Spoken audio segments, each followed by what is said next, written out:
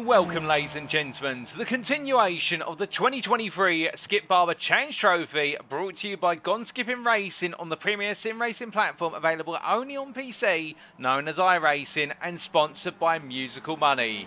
This series, of course, the series that aims to keep the Skip Barber Formula 2000 or the much-loved Skippy alive through 24 rounds of racing action, which will see our drivers travel around the globe to a variety of venues, indeed some very commonplace, others less known, but regardless of the venue, the racing action is hot, it's intense, and it's terrific all the way through, from lights out through to checker flag. And today, with only 6 rounds remaining, we begin a triple header of visits to American venues, starting with the infamous city of Detroit in the state of Michigan, and none other than the Belle Isle Grand Prix circuit. A circuit which has been a regular on the annual calendar for IndyCar since 2007, all the way up to last year in 2022, and about to be replaced with an alternative street circuit, echoing all the way back to the early street circuits of the 90s in Detroit. This is a circuit that's proven to be a highly challenging one for drivers and machine alike, whereby its close walls, its extended straights and multitude of corners, plus its bumpy road surface, is a circuit that is unrelenting regardless of the speed of the car that goes around, because if it's not about the speed into the braking zones, it's about managing the car as it transitions on the road surfaces between the corners.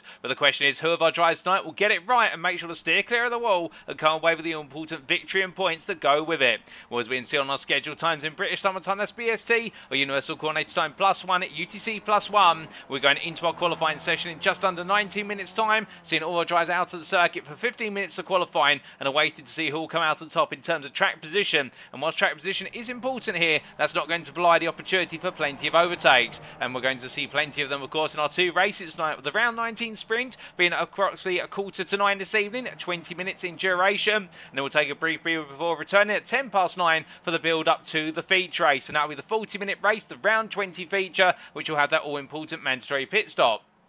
As our drivers get set to go racing, we should also tell you that you tune in live via one media platform for your viewing pleasure, and that is the official broadcast on YouTube, being brought to you at youtube.com, and search for TX141 TX, or alternatively Paul Walsh, depending on the name you see on screen. And either way, who is Paul Walsh, who is TX141 TX? Well, allow me to introduce myself. My name is Paul Walsh, also known as TX141, or Britain a Spit, depending on what media you follow me on. Now we bring you all your racing action today, indeed for the remainder of the season, and have done for the season so far, and what a season it has been thus far. And what I can see already some questions there in the official chat with regards to why we're not in New Hampshire this week. Well, we can explain all that and more very shortly as we look to the season ahead.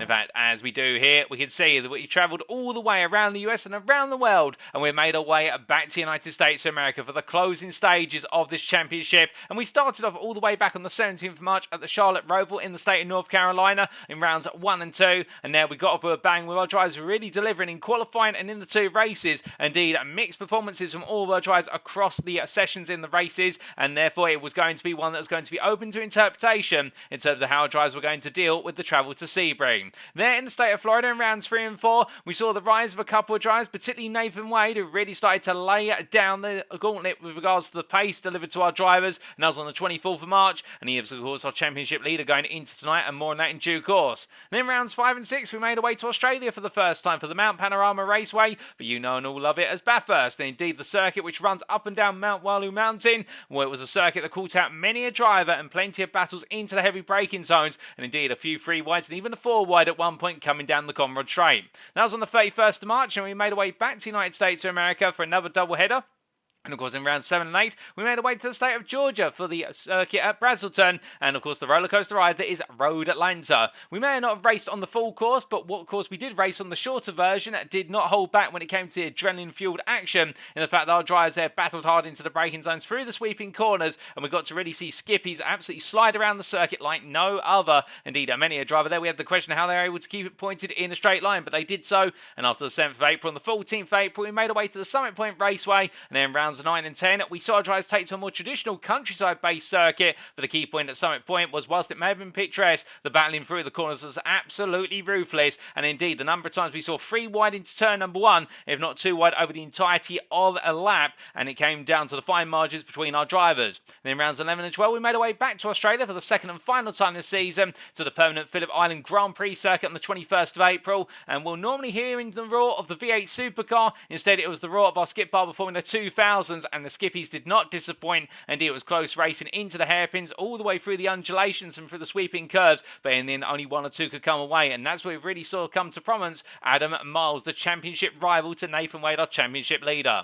That was the first half of the season, but there was no mid-season break, and the story continued with a visit to Japan at Okayama International Circuit on the 28th of April, and in rounds 13 and 14, we saw the twists and turns of Okayama really upset a good number of drivers in terms of their ability to find rhythm, but those who are able to stay on track and avoid falling off the circuit absolutely did. There were great performances, and then, of course, in rounds 15 and 16, we made our way all the way over to the North American continent, but of course to Canada rather than to the US, and there we went to the circuit in the city of Montreal, the circuit Charles Villeneuve, as it's known formally, on the 5th of May, and there in the hybrid street road racing circuit, we saw drivers have to contend with the tricky chicanes and, of course, the Wall of Champions, and it did claim a couple of drivers in race number 1 in particular, including Jeff Randall, series organiser.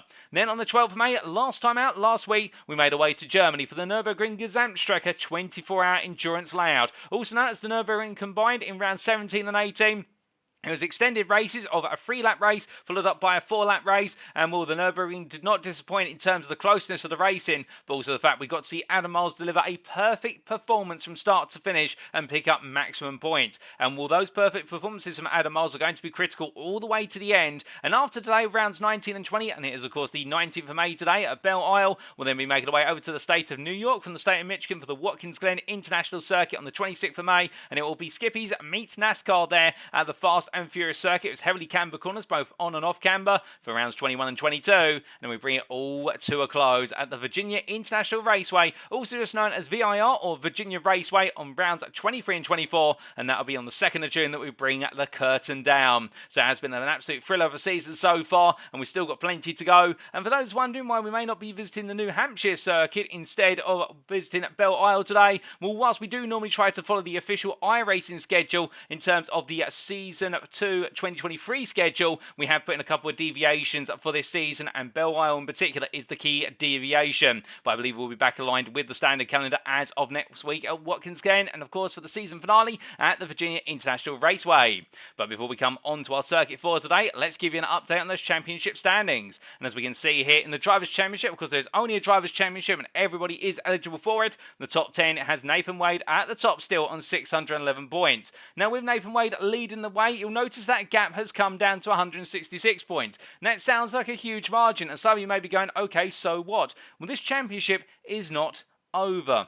Now, interestingly, with drop scores being a factor in this series, plus also the fact we have 6 rounds to go, we have worked it out, and thanks to Adam Miles giving a bit of input with regards to the mathematics, very quick on the draw of the championship rival. If Adam Miles continues to deliver perfect results and Nathan Wade is not able to pick up a win, then it will mean it will go all the way to the season finale at Virginia International Raceway in what is effectively 3 weeks' time. But that is how close it is right now in terms of the fact Nathan Wade just needs to pick up 1 win and finish ahead of Adam Miles. If Adam Miles drops it, if he doesn't bring home perfect scores from this point onwards, if he fails to even achieve 1 win, then Nathan Wade will be your champion. So therefore for Miles, he cannot put a foot wrong, but that 166 point gap is huge, but it's not unassailable if Miles absolutely delivers time and time again. But you can see that in terms of the points they both accrued, whilst Wade may not have perfection at Nürburgring, he didn't fall short of having a great day. There were 65 points being gained to Adam Miles' 87, and then P3 Stefan Herman there on 356 points. He's now fallen out the battle for the top 2 and instead focused on being the best dressed in P3. He's got a 40-point advantage over Jeff Randall in P4, with Randall having a difficult second race of the day to follow up what was a great race 1, with that nasty incident, of course, coming down through the Stefan Beloff S, concluding what was looking to be a potential race win in the second race at the Nürburgring. And then Gordon von den Bergen moving up to P5 there for his 284 points. The best part of 19 points clear of Daniel Tufts, with Ryan Jackson hot on Tufts' heels. And indeed, those 3 are von den Bergen, Tufts and Jackson, close rivals to that battle for P5. We now have Neil Gardner, who's moved up to P8, gained 2 places since last time, now up to 202 points, jumping ahead of Rasmus Esveri and Enzo Cantor. But the key thing for Neil Gardner is his consistency proved key, albeit he didn't quite have the pace compared to many, but he still brought those key points home, and that's why he finds himself entrenched inside the top 10. Enzo Cantor, meanwhile, just behind Vori based on result count back, and Vori not in attendance last time out, but Cantor definitely so, and we've got to see some brilliant battling from Enzo Cantor to earn his spot inside the top 10 for the first time this season. Outside the top 10, in P11, a further 5 points behind Christian Perez, who was not in attendance last time out, and he'll be wary of the fact he's got Jack Atkinson closing fast, and Atkinson, who we saw return After quite a hiatus, and it's great to see the Briton make his way back onto the circuit. Now it's P12 with 53 points gained on 174 points, and he'll be looking for a top 10 finish come the end of the season starting tonight. Roddy van der Meiden up to P13 on 161 points, ahead of Juan Rodriguez, with Remco Pleister completing your top 15. Then we have Titus de Jong in P16, down 143 points, 3 clear of Paul Smithhurst, with Mark Beckhouse, Nick Vaughan Roberts, and David J. Burns completing your top 20. From Burns' 92 points to P21, which is held by Chris Wayne, we can see there it's only 3 points the difference between the two of them, and Chris Wayne having a difficult time at the Nürburgring to follow up what was a difficult day in Canada 2 weeks ago, but still Wayne pushes on and moves up to P21 and is trying to break his way into the top 20. AJ Campbell in P22 on 83 points, 2 clear of JT Kapinen, with Stefan Krumholz and Terry McGrath for completing your top 25, and his only result count that holds Krumholz and McGrath together. And we can see Sebastian Hohlmichael only at where's their third point behind P26, and he's continuing to gain places, albeit he may not be the one in the spotlight all the time, but Hohlmichael's still putting on some great performances and battling hard with his rivals towards the bottom end of the field. And then Palanzio, so Kevin Budgen, Clark Williams and Ludwig Sau complete your top 30. Now outside the top 30, we have Anders S. Nielsen, who rejoins us as of this pair of rounds, which is great to hear and see, so we look forward to seeing him out on circuit. And it's Nigel Easy P32 with Peter van der Noord P33 ahead of Benjamin Harris and Brian G. Walker, only based on result countback. Then Mark Rayner P36 ahead of Tim Bertie, with Dave Devine, Arnold Chabonet and Derek Frattini completing your top 40. Outside the top 40, and let's not forget them, Marcel Wunschweiler, Wojciech Podzik and Ollie Pimley complete your championship standings. But as we come from our standings then to our circuit for today, where it's none other than the Detroit Grand Prix at Belle Isle Circuit. Located in the city of Detroit, this is your normal street circuit. It's no sort of hybrid unlike Montreal that we saw 2 weeks ago. This is a dedicated street circuit. We're racing on street roads in the city based in Wayne County in the state of Michigan in the US of A. As you can see from the circuit map provided to us by iRacing.com. Thank you to them, of course, for their wonderful simulator and the circuit maps that come with it.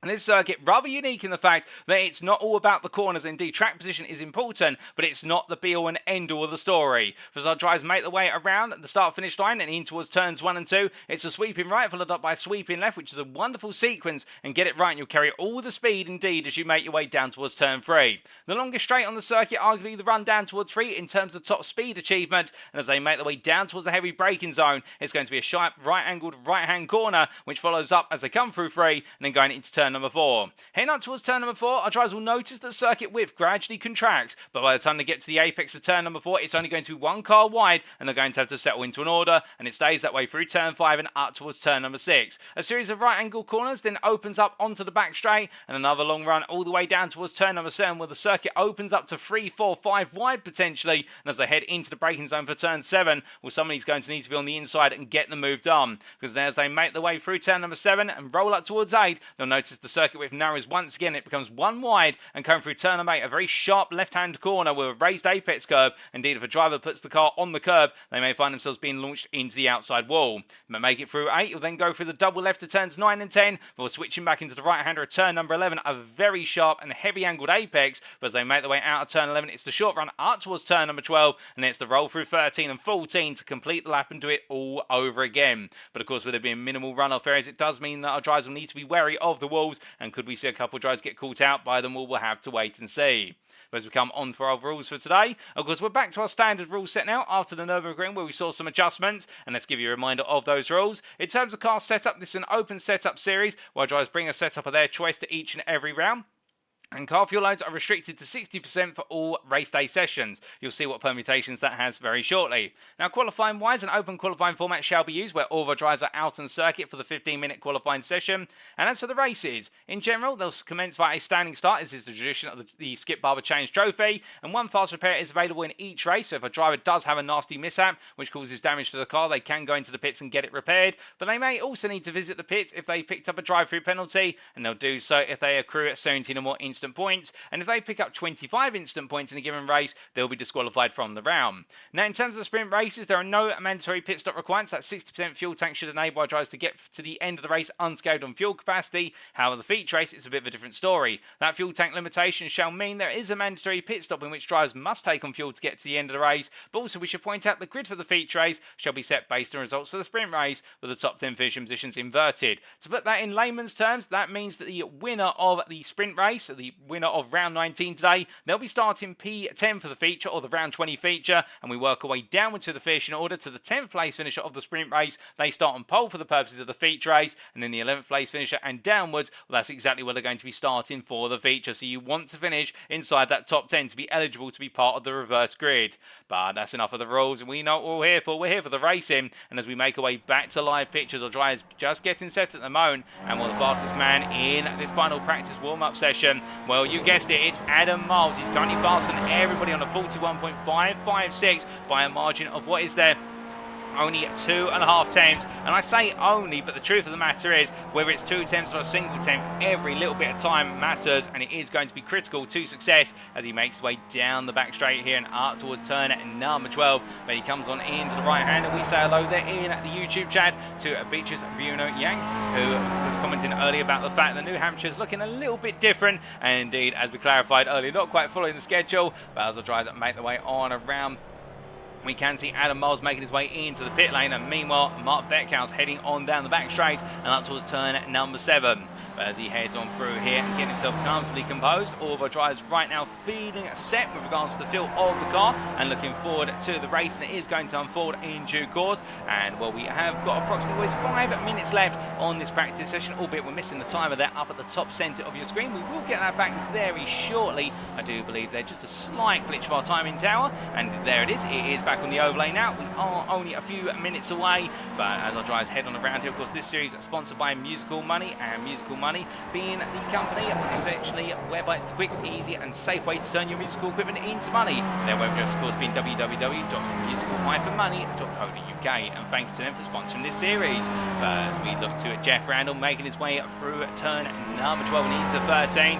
Getting himself all set there in the 107 machine, and we'll talk a little bit about what do you need in order to be able to do well here at the Detroit Belle Isle circuit very shortly. And we'll coming back to a little bit of trivia, of course, in terms of knowledge. It has been decided that as of this year onwards, IndyCar is moving away from the Belle Isle circuit, and that's been done for a number of reasons, but the typical one has been for convenience. It has actually been found the Belle Isle Park circuit, which our drivers are racing around today, it's not the most convenient for the setup of IndyCar, and therefore IndyCar have decided to work with city authorities to move away, which is sad, I must admit, in the fact that I have loved watching racing at Belle Isle over the years, but it is going to be permanently sealed within iRacing, which means we have got a little bit of a historical artifact here that will stay with us for eternity. So it may not be there in the real motorsporting world for much longer, but it will always be with us in the virtual motorsporting world. And that's the wonderful thing, of course, about the racing simulators. You can visit those circuits which no longer exist or are gradually ceasing to exist. Another one, of course, in Australia being Oran Park, which is now a housing estate. Oh, you get the picture. But coming back to our drivers around here, Randall in P9 at the moment, and with the time remaining here, getting himself comfortably set for another day at the races. And of course, a bit gutted after what was looking to be a really strong day in Germany last week. But if there's anything you can tell about Randall, is the fact he never gives up. He never lets the difficulties and disappointments get underneath his skin. Indeed, every day's a new one there, and I think he's going to need a new suspension after hitting the exit board turn number 8. Albeit I think he's going to try and push the car on round there and see what's wrong with it, if anything. But that did look quite nasty whack. The only mitigation there being it was quite a square hit to the wall with the tyre sidewall, and you can get away with it if you do have a directly square hit on the tyre, but it does shake the suspension, so our drivers need to be careful. They can't afford to run on those walls. Indeed, watch those barriers, they only slow you down. And if anyone can quote which video game that's from, well, I can tell you one thing, you are an anorak of motorsporting racing games, but I'm not going to give that one away. But as we do see Anders Nielsen making his way through what is their turn at number 5 into 6, through the right-hander he goes, coming on through the apex there. It is definitely a circuit which continues to deliver in terms of racing action day in, day out. In fact, you can see how much width we've got, and with these skippies being so narrow as well by default, it does mean we will be expecting most corners around here. We are going to have 2 wide battles between our drivers, and what our drivers have shown, they're not afraid to really get dicey with one another. Particularly we saw that in Montreal. At some places where you don't battle, our drivers decide to go multiple wide into corners, and particularly those chicanes, and really take it up against one another. But as we do see Nielsen, the Dane, making his way through turn at number 11. Again, it hooked up very nicely. Well, Miles out the fastest man. Already Van der Maiden getting it very wrong there. That's coming out of turn number 2. The STN driver had a nasty spin and a shunt to the wall. And Titus de Jong, meanwhile, for RT Racing, coming out of turn number 8 and in towards 9 he goes. keeping it nice, calm and collected there. And I think we might be able to get a general word with one of our drivers very shortly. I think we might be able to get a word with Jeff Randall before he goes into the qualifying session. And we'll see if we can get a patch through to him. I believe he is currently parked in the pit lane. There is Mr. Randall. And as he does wait to go racing, we are just going to try and get a quick word with our Gone Skipping Racing host, indeed one of our major competitors. And as we do get the patch through to his car right now, good evening to you, Jeff. Can you hear me?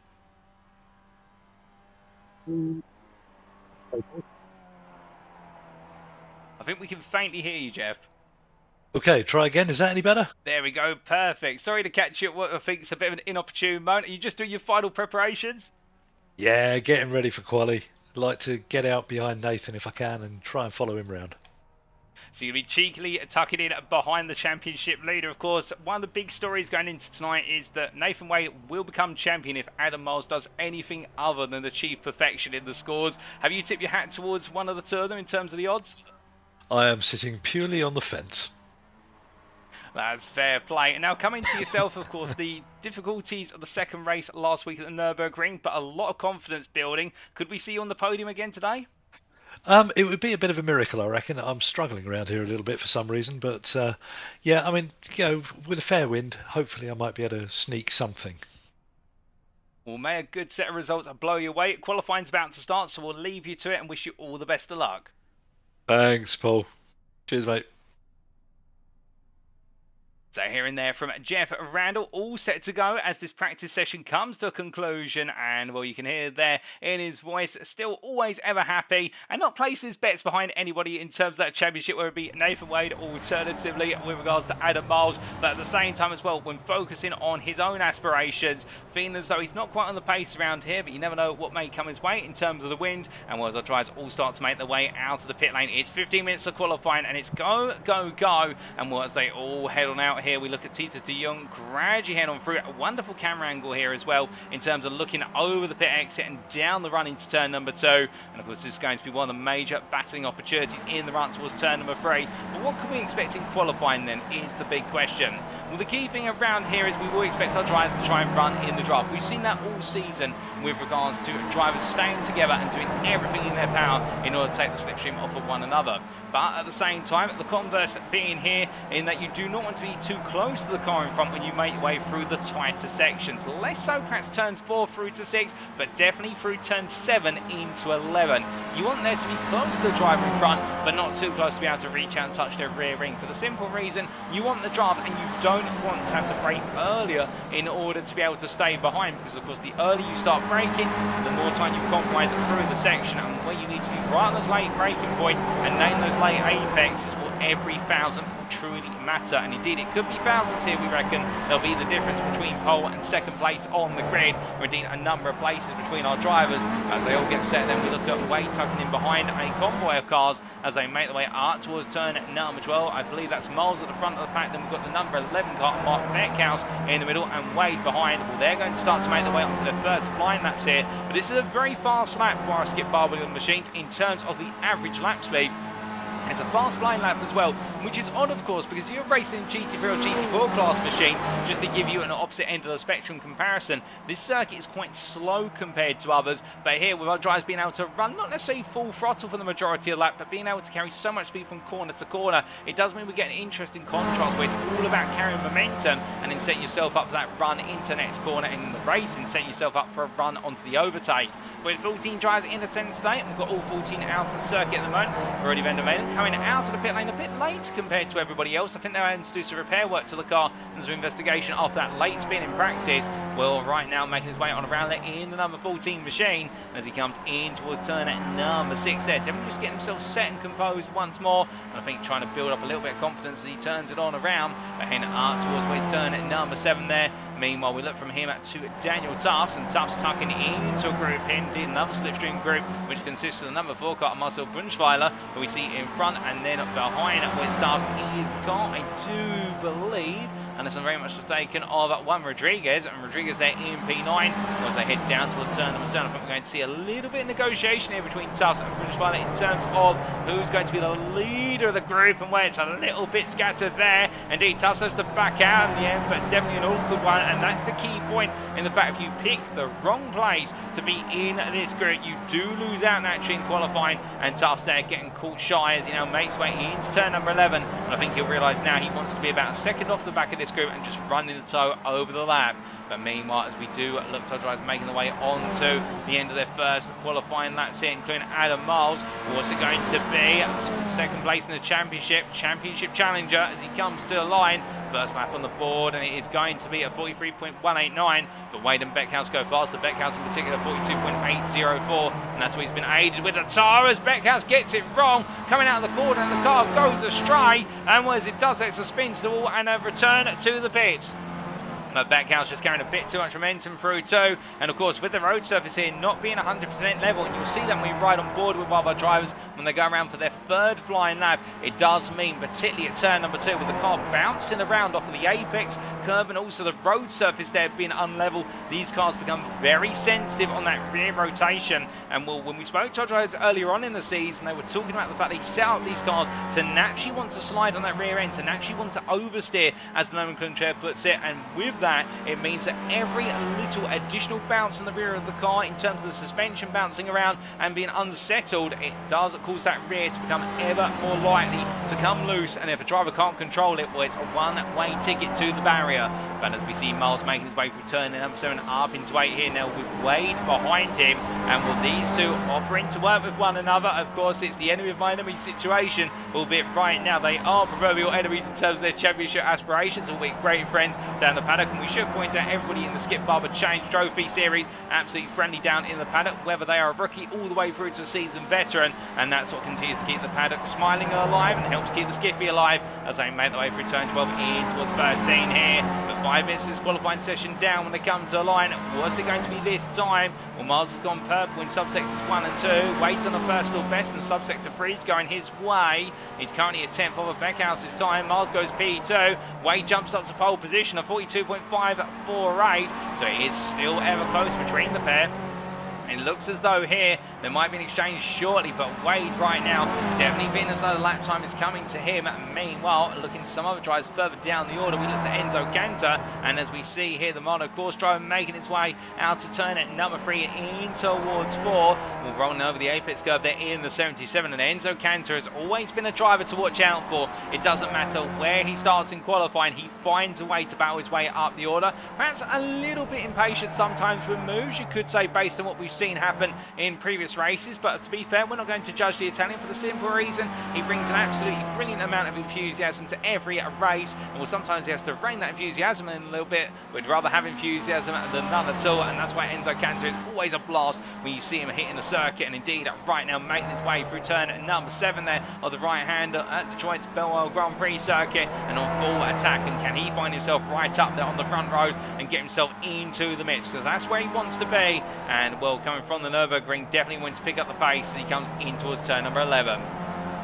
But meanwhile, Titus de Jong a little bit further back, get the RT Racing driver heading out to the right hand up turn number 7 in towards 8. And we can see with the queue of cars behind, he's got some company. I think he'll be grateful for it, or he'd be preferring to be at the back of that group, or at least in the middle of it, to get a little bit of tow, but still he'll lead them on around. And some drivers, to be fair, don't mind being at the lead cars. We've got somebody getting it wrong there, and that is, I believe, Van der Maiden, who's got it wrong again. Oh, goodness me, and Jackson almost going into the path of the stricken car, but then Jackson just able to take avoidance action at the last minute. Well, they will have had the yellow flags being called over the radio to them, but of course, being able to react to cars you come out of a corner there, because you just hear there's a yellow flag at a certain corner, you have to be cautious. And as we see Jackson making his way through the kink of 14, he goes on to another lap. And what's it going to be for Jackson? Currently P13. Well, there's been an improvement here. I think it's going to be a squandered improvement. Indeed, he doesn't improve at all. He stays P13, and Juan Rodriguez yet to get a lap on the board.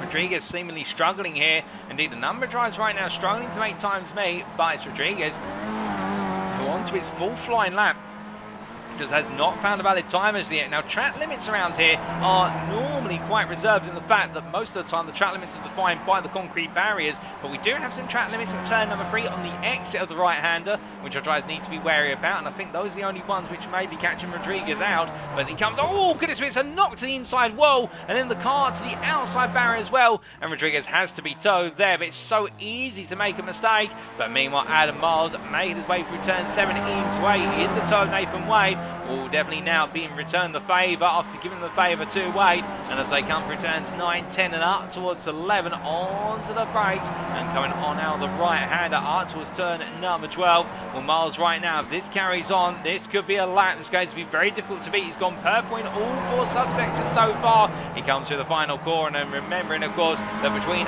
these two, Miles needs to achieve every point possible for pole position, for the fastest lap in each race and the win in both races. And as he comes to the line, well, Wade had a 42.548 as the bar to beat, but meanwhile Miles improves in 4 subsectors, but not the final one, but still it's a 42.269, and well, for Adam Miles, I think you'll feel as though there's at least another tenth or two out there. Perhaps we could even see where's a 42.0, perhaps a 41.9, albeit I think the 41s are wishful thinking. I think 42s are the key of the day, but Miles right now raising the bar, and Wade will need to respond.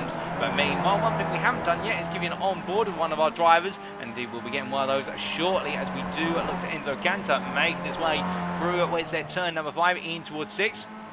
And we'll get the on-board when he comes around next time. But as he makes his way out of the corner, meanwhile we look to Ryan Jackson coming on down towards turn number 3 with the number 11 of Beckhouse, not too far behind. And well, right now Jackson up to P12 and starting to put a representative time to go 1.5 seconds off of the pole time. But notice how right now in the battle to be inside the top 10, well, you really do have from P8 through to P12. So that is from West Van den Bergen to Jackson. It is only at 6 tenths, if that. In fact, I need to do my mathematics and get my eyesight checked. It's 3 tenths, if that, when I read the board correctly. And that means that right now the smallest of improvements could be the difference between starting on what is the 6th row of the grid and starting potentially on the 4th row of the grid. But meanwhile, one driver will be looking to push even further. He is currently going to be starting on the 2nd row of the grid. He'd love to be on the front row of the grid. It's this man of Enzo Cantor, and as he comes through turn number 12 in towards 13, we'll jump on board with him to give you a reference lap of the Belle Isle circuit as he makes his way down towards turn number 1. Now coming through the kink of 14, we'll let the car come over to the left-hand side, crosses the timeline, and well, as we briefly lose him, he rematerialises, drops down to 4th gear, just a gentle brake drop again. Now chuck it into the second corner, in 4th gear, then balance the throttle, stay clear of the wall. Now power down towards turn number 3. Now as he makes way down, notice how bumpy the road surface is. We saw that through the first 2 corners, and that's what unsettles the car. As he gets ready to brake it into the right-hander, looks to his left-hand side for his brake marker, braking at about 225 yards from corner apex. Nicely nailed there as he flips the apex curve in towards turn number 4. Here it's a sharp right-hand apex, raised curve. You can see they're just clipping to the front right tyre. We'll bring the car into the right side for turn number 5. Late apex here, deceptively late apex, drifting the car in 2nd gear as he now comes up towards turn number 6. We briefly lose him in 3rd gear, but he rematerialises, going through the right-hander, and now down the back straight he goes. 3rd gear all the way up to 4th, and as he continues his way down the back straight, it's a long run here, and what it is going to feel like an eternity. But as he comes on through the left-hand bulge on the wall, he'll then be heading into the braking zone for turn number 7. Looks his left-hand side, brakes there at 275 yards, 2nd gear, chocks it down the gear, now brings the car over to the right side for turn number 8, very tight and narrow here, 2nd gear through, drifting the car, then head out towards turn number 9, you can be full throttle here up to 3rd gear, puts the car in the middle road, through the left-hander at turn number 10, in towards 11, in 1st gear, drops it down, and as he exits out the corner now up towards turn number 12, and will, as he powers on down, he'll be onto the brakes again shortly as he comes to the right-hander, will be in 3rd gear, now coming in towards 13, flat out here as he makes his way on through, bumps in the road again, notice how it just unsettles the car as he comes through the kink, then in towards 14, and that is a lap of the Belle Isle circuit for Enzo Cantor. Will it be an improvement? That's the question as he heads to the line, currently P7, 9 tenths off a pole, and well, as the time tower's updated, he does not improve there. Cantor right now needs to find even more time, and meanwhile, in terms of improvements, Miles and Van der Meijden, and now your front row lockout drivers there, and will Adam Miles still 2.5 tenths faster than everybody else, and sets of 41. We were wondering if it was possible, and he's defied the odds there, 41.969. Meanwhile, Roddy Van der Meijden's gone P2 using the time of Cantor on his lap, and that's worked out a treat there for Van der Meijden after a difficult end to his practice session, where of course he did have was that nasty spin coming out of turn number 2.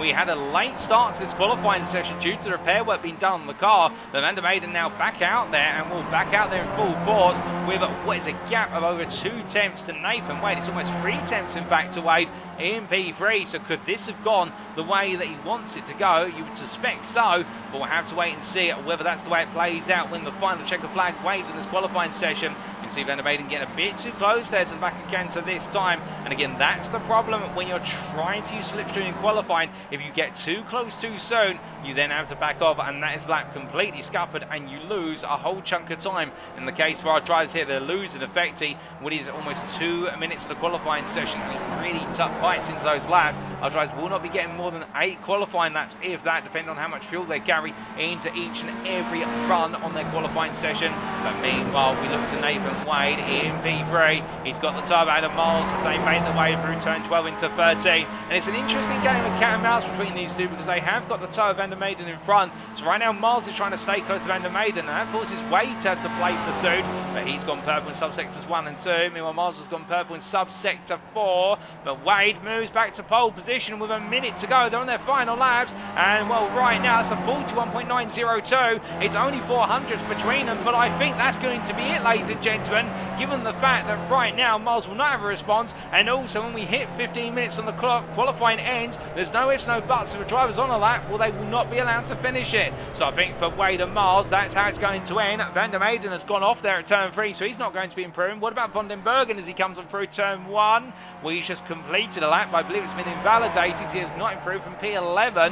So his qualifying session now really in its twilight zone. And well, right now, for our front row, I think that's going to be a certain front row. But what about elsewhere? Can anybody else improve? I don't think anybody is able to put a lap together as we look to Juan Rodriguez coming on through with the central section of turns 10 and 11. Through the right hander he goes, takes plenty of apex curve down and settles the car in a little bit of wobble, almost hits the tyre barrier on exit as he heads up towards turn number 12. He's not going to be able to finish this lap, he hasn't got enough time, so it means it will be Wade on pole for today, and Miles loses a point. It's not over yet, he can still continue that championship, but it makes it hard now, and Miles has to pick up every point from this point onwards. But as we head towards the grid, this is how they'll line up for round number 19. So as our drivers make the way out onto the grid for the Detroit Street Circuit of Belle Isle, it is Nathan Wade who takes pole position by 400ths over Adam Miles, who'll start P2. Behind the pair on the second row, it's Rody Van der Meyden for STN, who is joined by SRC Movano Racing's Enzo Cantor P4.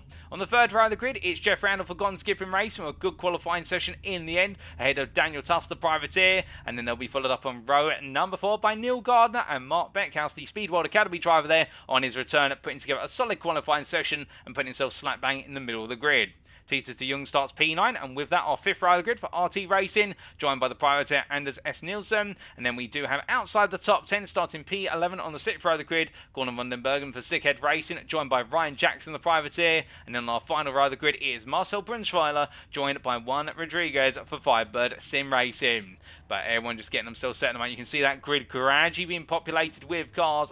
Wonderful to see as all our drivers make their way onto the grid. And well, as they do, everybody, of course, absolutely itching to go racing here. As we now see our drivers a little bit closer, the camera comes on down. But as we see Nathan Wade putting himself in that pole position slot with Miles there a bit further back. It's not a long run towards turn number 1, but it's not the run to 1 that matters. It's the run down towards turn at number 3. And Wade will be aware of the fact he may have pole position, but it could be a very different story when they go breaking into turn 3 for the first time. But meanwhile, further down the grid we look to was Ryan Jackson. In fact, we can't quite see Jackson at the moment. Everybody just set in position, and I think we'll be staying here for the launch sequence. We're just waiting on one more driver in the form of Rody Van der Meyden to take his slot on the grid. 15 seconds to go. They've been given the warning in terms of less than 20 seconds. Less than 10 seconds now. Van der Meyden in his slot, and well, we now await the lights.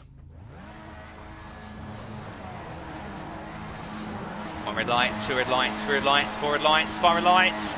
And it's lights out and away we go for the 20-minute sprint here at Belle Isle Park as they make their way up towards turn number 1. And as they do, Wade gets a good start here. Look at Enzo Cantor, meanwhile having to defend hard already versus Van der Meyden. He gets the move done there for P3 off the line. But as they make their way out now, of course, it's going to be the reverse all the way down towards turn number 3. They charge their way on down and Wade defends here on the inside. Meanwhile, Miles looks on the right. This is critical for the early stages of the race. But as they enter the braking zone, Wade tucks on the inside in. Miles will try and go all the way round. side by side through turn number 3 they go. They both emerge still side by side as they head up towards turn number 4. Behind we also got Van der Maiden and Cantor rolling side by side, but Van der Maiden does clear Cantor as they head through the right-hander of 5, heading towards 6 and coming on, turning into the left-hander of turn number 5 I should say, as they come out of 4 and in through 5. Now everyone settles down to line the stern formation here and coming on through 6. It's now on to the back stretch, but meanwhile third behind, Ryan Jackson getting 2 places up to P10 from P12. He's had a solid start as the Briton as they make their way down the back straight here for the first time of asking, and we can see it at Juan Rodriguez looking for the move around the outside versus Anders Nielsen, and well, this will put him on the outside of the braking zone at turn number 7. But if he can get this right, he made this feel as they can go all the way round. It's going to be close here, nip and tuck on the apex, and they give one over just enough space. And the Firebird Sim Racer drives the inside into turn 8. Meanwhile, Nielsen's not giving up, and he will have to give it up because he's on an outside line. And as they come through turn number 9 into 10, we can see Van den Bergen and Marcel Brunschweiler not able to try and find a way back on through. They charge their way out turn number 11, and as they do, well, the field right now in full attack mode, and Adam Miles is your race leader. He did find a way to clear Nathan Wade through turns 4 and 5, and as they make their way up towards turn number 1 at once again, well, this is the field after one lap. Miles leads ahead of Nathan Wade P2, followed by Van der Maiden P3, then it's Daniel Tuss P4, Enzo Cantor P5, followed by Jeff Randall P6, Mark Beckhouse P7, and Neil Garner P8. Meanwhile, Ryan Jackson back side by side with Titus de Jong for P9, gets ahead into turn 1, goes a bit deep, however that's your top 10, and we have Juan Rodriguez behind him P11, but as Jackson then makes a complete ham sandwich of turns 1 and 2 being off the racing line, well, it's not going to be long before we see a return move here from what is Titus de Jong, but in return, Juan Rodriguez looks to go through the middle of the turn. It's going to be 3 wide under braking, but Rodriguez decides to back out. It's not worth his time by looks of things. He'd rather wait until a little bit later on, and Rodriguez gets a better run out of turn 3. We can see Jackson covers him off there. Meanwhile, de Jong still on the outside, but as they clear the right-hand apex, they're at turn number 4 and out towards 5 they go. In the line, they all fall in, and will Rodriguez gains 1. Jackson holds the position, and will close out. I think Jackson will be grateful that Rodriguez gave him a helping hand, albeit it won't be long before potentially we're going to see de Jong coming back at Rodriguez, and the pair of them will go hunting after Jackson, although I say that Jackson right now putting almost 7 attempts between himself and Rodriguez on the exit at turn number 6. He's absolutely flying, but looking from them to a bit further up the road, Daniel Tufts. Well, we always talk about Daniel Tufts. He's not a strong qualifying driver, but he's an extremely strong race driver. He's up to P3. Meanwhile, Jeff Randall there taking a little bit of a look on the inside versus Beckhouse. Can't quite find the move, and Randall losing 2 places since the start, but still trying to fight on, the Gonskipping Racing driver, and he'll be mindful of the fact he won't want to lose the lead back. Indeed, they fill the tire for one another all the way out to about 1.5 seconds, 1.8 seconds at the furthest reaches, but that's a tiny fill. You really want to be within a second of the car in front around it, given the short straights around the circuit compared to other circuits we've raced at this season, with the key point being Brandon does not want to fight this too hard. But meanwhile, we look from them to what is Enzo Cantor and ready Van der Maiden into the pit lane, and I wonder if that's either for damage or alternatively potentially for what is a jump start, although I suspect it would have been for damage, because otherwise we would have seen Van der Maiden coming into the pit at the end of the first lap if he jumped the start. So Van der Maiden definitely wounded after an incident of some description and not the way he's waiting to go. Meanwhile, Randall there with a mistake coming out of what is turn number 2, and as they make their way down towards turn number 3 now, Neil Garner getting ahead there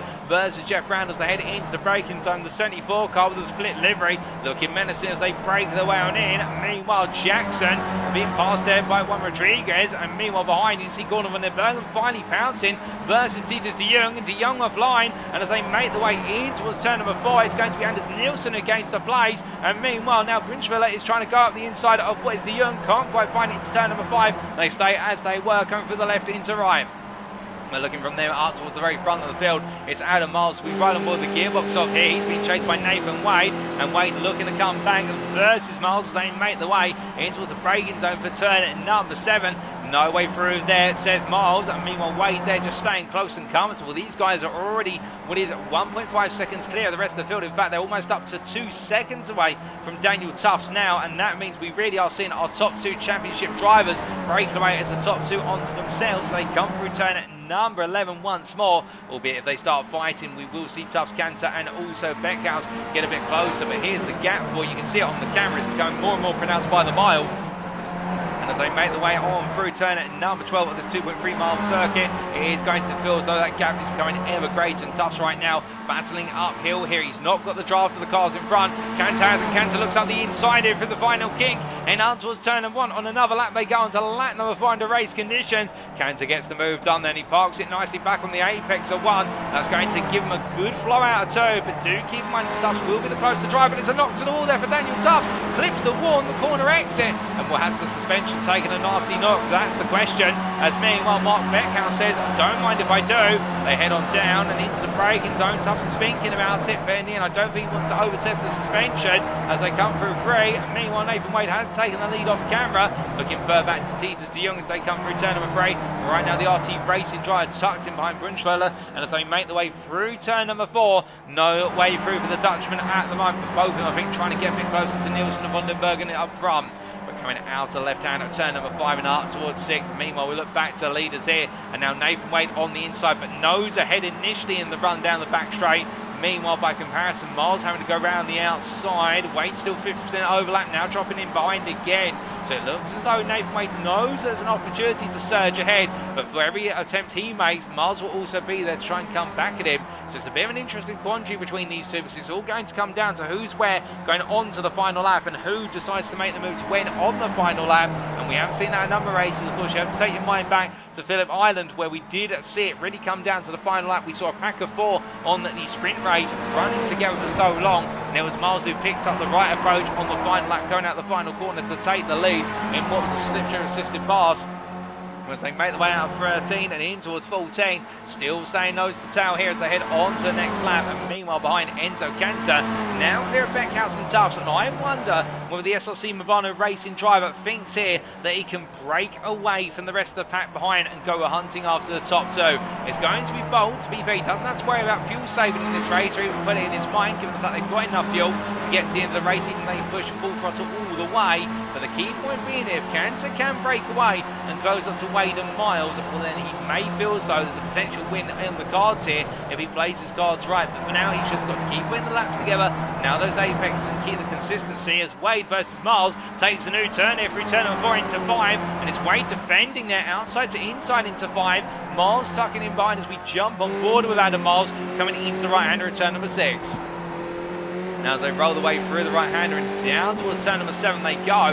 Well, the key point here being that Miles right now ever close, but at the same time, really seeing that Wade's now trying to up the ante in terms of the battling, and this battling is costing them time. In fact, the gap to Cantor has come down from what was 2.2 seconds down to 1.8 seconds from Miles' car. So it does mean every little different tuck moment for these tight corner complexes will cost him in long term, and I wonder here whether Wade's potentially trying to play into that, and the idea being that if he can get himself a Miles to fall backwards towards Cantor, he can use Cantor to try and get involved and potentially snatch away results from Miles and give Wade the opportunity to run off his leader. Of course, he's going to have to really play it smart with regards to where he picks those battles, as we're hearing that both Vandenbergen and Brian Jackson have been involved in an incident, and Marcel Brunschweiler has also been in that, and Juan Rodriguez. We'll have to take a look back and see what happens shortly. But it's been a nasty incident for a couple of cars. We have seen 2 cars towed to the pit, but right now we look at our leaders. They make the way at line of stone onto a new lap, and it's Wade ahead of Miles as they make the way onto what for them is lap number 6 in this 20-minute race.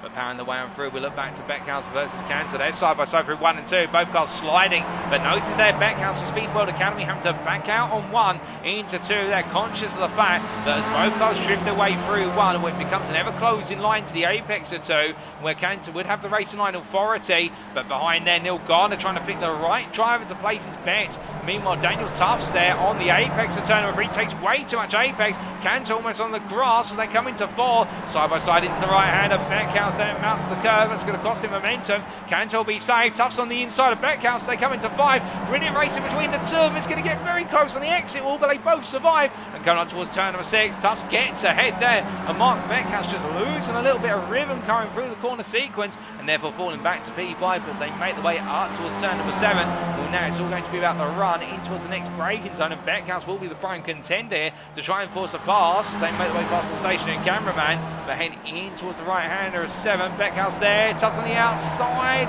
They give one over plenty of room. It's going to be millimetres between the wheels as they make the way through turn number 8.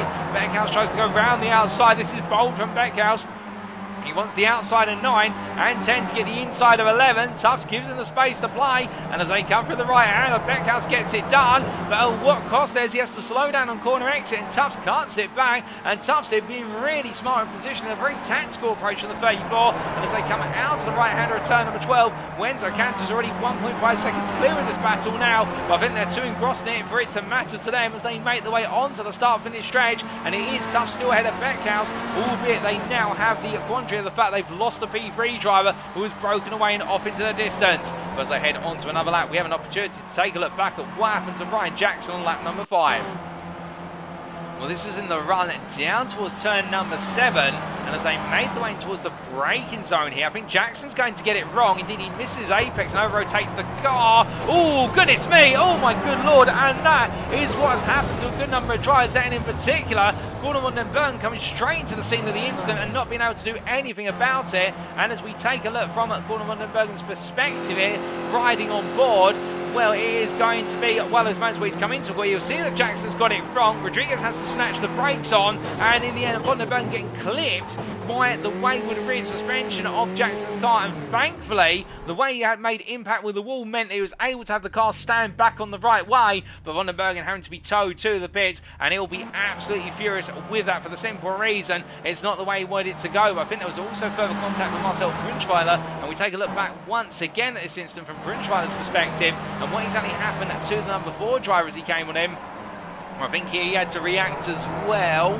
Oh, and it was where Jackson had to try and hold the brakes on, and the same for Titus de Jong, in fact. So both of them there, but Brunschweiler making the initial contact, de Jong just able to react, and well, that explains what happened to them. And Juan Rodriguez, due to damage picked up in that instant, has also had to be towed to the pit. I think there might have been a following incident going out to the right hand of 11. No, there was not.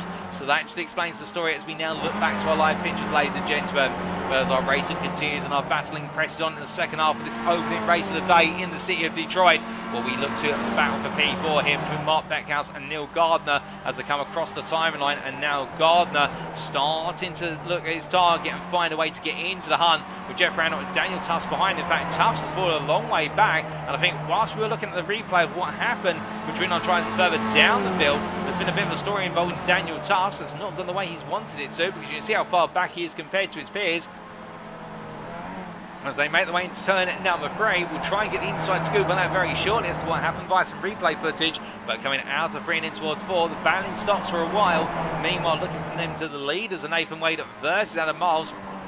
As they come through turn number 6, Wade still in control of this at the moment in terms of being the leader, but Miles at the same time managing his pace behind. I think just waiting to pounce in the final minutes of this race when we do head on to that final lap. We've still got 7 minutes to go. Wade and Miles in a world of their own. In fact, now they are 4 seconds clear of Enzo Cantor. Cantor may have broken away from the battle for P3, and he's made the position his own. But the problem is when he hasn't got a tow to work with, he's just naturally going to lose out over the entirety of the lap versus his rivals. And Wade and Miles have just simply put the battling behind them. And well, I think they've both gone to the mutual logic, which is let's save our fight for the final couple of laps when we know we are clear of the rest of the field. And as Wade makes his way down the backstretch in towards turn number 12, Wade at this point will be trying to up the pace as much as he possibly can. His idea will be he's got to try and absolutely outrun Miles or get as much gap as possible and potentially push the pace up to such a point where Miles makes a mistake. But there's one thing that's guaranteed about Adam Miles: he doesn't make mistakes. Indeed, in all the rounds he's been in this season of the 2023 Skip Barber Challenge Trophy, he has not made a single notable mistake. And if he has made any mistakes, well, they've been very difficult to spot on the camera. You need a microscope for them.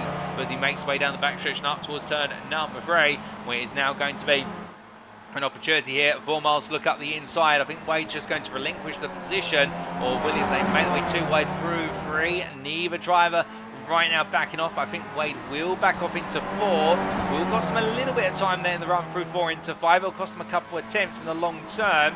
And as we can see, that Cantor absolutely charging through turn number 4, and he was ever so close to the wall there. I thought he'd hit the wall, but it turns out that's just how hard Cantor's running right now. He's motivated to try and close down the top 2, but the gap in lap time, last lap from Enzo Cantor at 42.8, Meanwhile, previous lap from Nathan Wade, a 42.2. Adam Miles at 42.1. It's 6 tenths he's losing the lap, and that's just where he's not in the tow. And also, I think Miles and Wade just have an innate pace advantage. Meanwhile, further behind, we see Neil Gardner there looking up the inside of Jeff Randall. Can't quite find it at the moment. He thinks about it, but I believe there's been an exchange of plates between. I think Neil Gardner's had a bit of contact with the outside wall, turn number 6. We take a look back and find out as we look at the move that Jeff Randall made it on Gardner only moments ago. Well, in fact, no, it was just in the draft, but look how much speed Randall carries here as they make the way on down. I think Gardner perhaps just backing off and letting things go. It looked as though there'd been some sort of mistake for what was Gardner, but in the end it wasn't so as they make the way through turn number 8. We return to the live pictures, but as we do, and they make the way up towards turn number 1 once more. We've got a battle building for P5, and we've also got that ever-present battle for the lead of this race, but elsewhere the battles have subsided, and Daniel Tufts going quite slowly as he makes his way across the timing line, and we are trying to get an update on what exactly happened to Daniel Tufts. And in fact, we can have a replay. This is from lap 7, which may explain why Daniel Tufts has fallen off of the battle for the top 5. As they made their way out of turn 2, it's contact with the outside wall there. We have confirmation. It was 3 wide in the rundown, but you can see there Tufts really struggling to get the car to point in the direction he wanted it to, and a nasty knock with the outside wall at turn number 2. He still battled, to be fair, with Jeff Randall coming out of 3 and in towards 4, and on the inside gone there versus Beckhouse. They went 2 by 2, coming through what has turned 4 and 5, but this is where things will start to calm down, or they have to calm down given the amount of room available. But Tufts still there on the inside into 6, so Randall having to make the pass late in the day, and I think it would have been the run down the backstretch up towards turn number 7 where he would have got the overspeed. In the fact, you get the triple toe there versus Tufts having the double toe, and also it looks as though their Tufts car just lacking top end now as they made the way down. Indeed, Randall pulling out to the inside onto the brakes here into the right hander at 7, and Tufts in the end keeping his nose in it for as long as possible, but Randall getting it done, and that was the end of the battle, and Daniel Tufts losing 3 places for the price of 1 mistake. As we return to your live pictures now, ladies and gentlemen, and the drivers continue to charge on. Well, we have only got 3 minutes remaining in this race, and when we look to leaders here as they make the way onto what will be the penultimate lap of racing in the round 19 sprint, and Miles is the leader ahead of Wade, but Wade sets the fastest lap of the race, a 41.914. That's faster than the pole time that was set, but I can imagine the fuel tanks of these cars now literally running towards empty, and at the same time as well, the tyres showing no signs of wear. Of course, our drivers have informed us time and time again that the tyres on these Skip Barber Formula 2000 machines just absolutely lost an eternity. And as they break the way into turn number 3, it's a mistake from Nathan Wade, and that could be costly for Wade as he just manages to rejoin the circuit. A lock up on the inside, and Nathan Wade, we went for it, but he went for it too hard and fast, and in the end it could have almost cost him everything. But it will be a drop to P2. Enzo Cantonau will see this, and you can imagine the Italian will be absolutely charging on. If he wasn't pushing 100% already, then Enzo Canton will be doing that. I think this will put him onto a qualifying pace right now, because he'll know he'll be picking up a very distant tow for Wade, with the gap being 1.6 seconds, and if he can get close enough, he may be able to look for a move on the final lap. But Wade definitely there having a huge scare as they make their way down towards turn number 7 and into the braking zone. Mark Beckhouse looking on a distance. Meanwhile, Jeff Gardner, well, he's not Jeff Gardner, my apologies, Jeff Randall and Neil Gardner, I've merged them 2, and now we're going to pull them apart from their amalgamation. But Neil Gardner still in the pursuit versus Jeff Randall as they come in towards the left-hander, turn number 8 and through 9 and in towards 10 and 11 they go, and the New Zealander here looking for that move on the inside, can't quite find it as they make the way on out, but the point being here, Neil Gardner close, and I think he could be looking to bounce on the final lap of racing. As they drift away through turn number 12, notice there the closest to the wall, in particular for Neil Gardner, actually hesitating to get close to the wall. Meanwhile, by comparison, Jeff Randall really pushing it hard. Randall here, I think, worried about the fact that Gardner seems to have a bit more pace behind him, plus that toe, and therefore he wants to try and open that gap up to about 4 attempts going out of turns 1 and 2.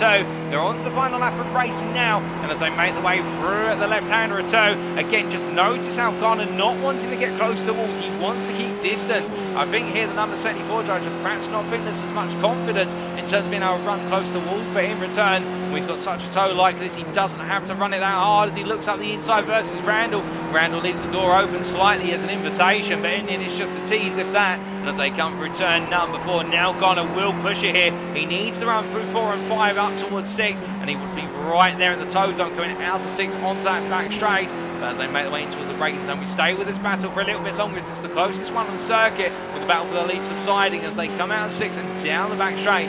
3 tenths is the delta here, and this is plenty of time now for Garner to try and establish a move. Now, where will Randall position himself? He puts the car in the middle of the road, brings it naturally over to the racing line, then puts it back in the middle here. And Garner there thinks about it. A little bit of wobble under braking, takes a peek up the inside. Bit of contact there, front wing to the rear tyre, and Garner has to back off, but it's close racing between the two of them as they make their way through turn number 8. And Randall right now absolutely being put under pressure. But meanwhile, speaking about one driver was put under pressure early by Nathan Wade, but a small mistake from Wade, which could have been cataclysmic, not to be, but it's been the difference between the two of them. And as Adam Miles makes his way up towards the start-finish line, the checker flag will beckon for Miles, and it is going to be another win, making it 8 in succession as he comes to the line and takes the checker flag. Your winner of race 1 of the day, Nathan Wade P2, Enzo Cantor P3 ahead of Mark Beckhouse P4, and then it will be Jeff Randall who completes the top 5 for Gone Skipping Racing ahead of what is there Neil Garner, Daniel Tufts P7 as he crosses the line.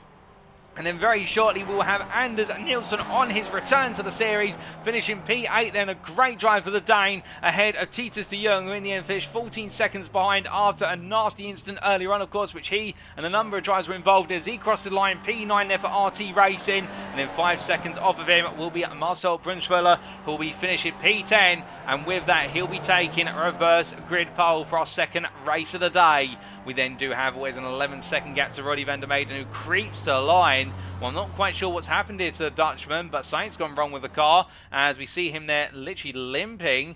So unless there's been some damage that we have not seen, but he does cross the line there, P11, or perhaps he's blown the engine.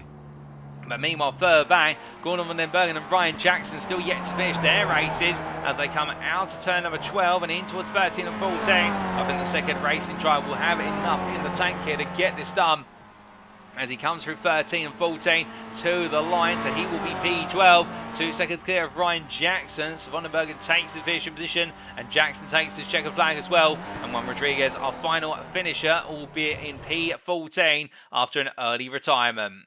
But now we're a 5-minute break, ladies and gentlemen. Of course, that gives our drivers a breather, it gives us a breather, and it gives us an opportunity for us to walk you through those results from our first race of the day. And here is how they stand.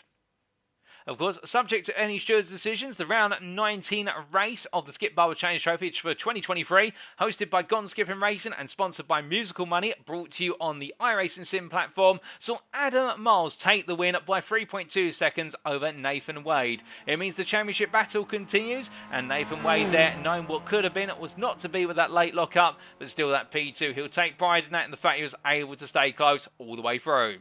Enzo Cantor P3 for SRC Movano Racing, another great performance from the Italian there, and finishing off the podium.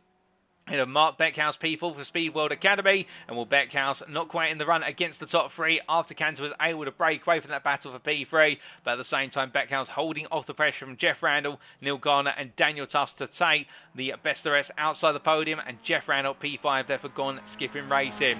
Fending off Neil Garner, who put on a relentless assault, and Neil Garner having to settle for P6 ahead of Daniel Tufts with that late mistake coming through turn number 2, and the knock to the wall meaning that Tufts had to relegate himself to a P7 finish ahead of fellow privateer Anders Nielsen, P8 on his return to the series. A great drive there from the Dane. P9 for Titus de Jong for RT Racing, really consolidating what was the best result he could after that incident at turn 7 between him and a number of other drivers midway through the race. And then Marcel Brunschwiller completing your top 10, and with that he'll take reverse grid pole for the purposes of the round 20 feature coming up in what is 3 minutes time.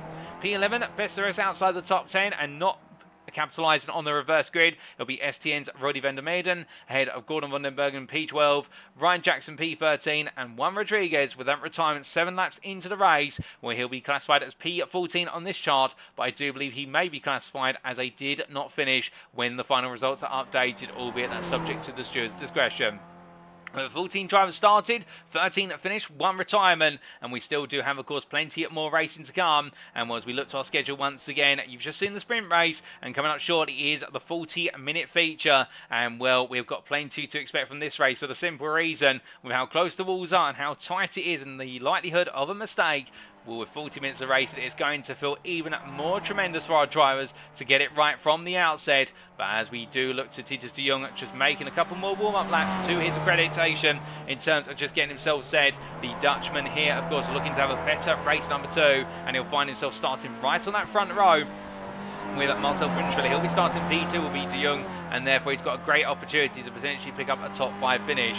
But if you don't mind, ladies and gentlemen, I'm just going to have a brief sip of water, as I also see that Brendan Wildebohr in the chat. And good evening to you, Brendan. I hope you're doing well. As I can see it comment there, a great track, and indeed it is quite the great track, the Belle Isle Grand Prix circuit. And Daniel Tufts here making his way on down towards turn number 3.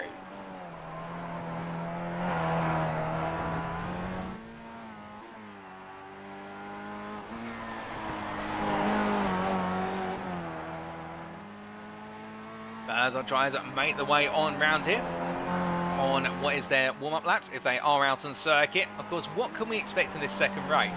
Well, we do have that mandatory pit stop, and with it comes the prospect of potential fuel saving. Now, if we do have to look at the trend that we've seen over the majority of the season, a good number of drivers do try to pride themselves on putting together that fuel saving in the first stint. There are a couple of outliers, however, including Adam Miles, race winner from race 1 today, who normally just simply manages the race as it goes. If he can save fuel, he will, but otherwise he normally tries to push it as much as possible and make progress. He'll be starting at P10 with Nathan Wade P9. I suspect the pair of them will try to cut their way through the order, but we normally see Wade take a bit more of a conservative approach in terms of the fact he tries to gradually make his way through the field, whereas Miles normally tries to make his way through quite rapidly. But the return is that if Miles gets ahead of Wade, then we normally do see Wade tucking behind Miles and the two of them get through together. Of course, if Miles can get through without Wade following him through the pack, then it could work out to Miles' favour. And of course, Miles does need another win on the book in order to keep the championship battle alive, with 4 rounds to go after the final race of today. But as we see Mark Beckhouse coming through turn at number 11, elsewhere, I think we are going to see quite a amount of strategic shuffling between drivers, particularly in the midfield, where we'll see a lot of them try to fuel save off of one another. And will we see any early pit stops? Well, the one driver we normally see go for the undercut is Jeff Randall. He has been the driver who's really put together sometimes the 11-minute undercut. That's how early some of the pit stops have been from him. And I think we could see more of that here as Gordon van den Bergen just takes a little bit of a visit wide the track limits there at turn at number 3. But the time is set, ladies and gentlemen. Check of lag is out. 5 minutes complete. It is time for our drivers to make the way to the grid for the second time today, because coming up is the 40-minute feature. It's round number 20.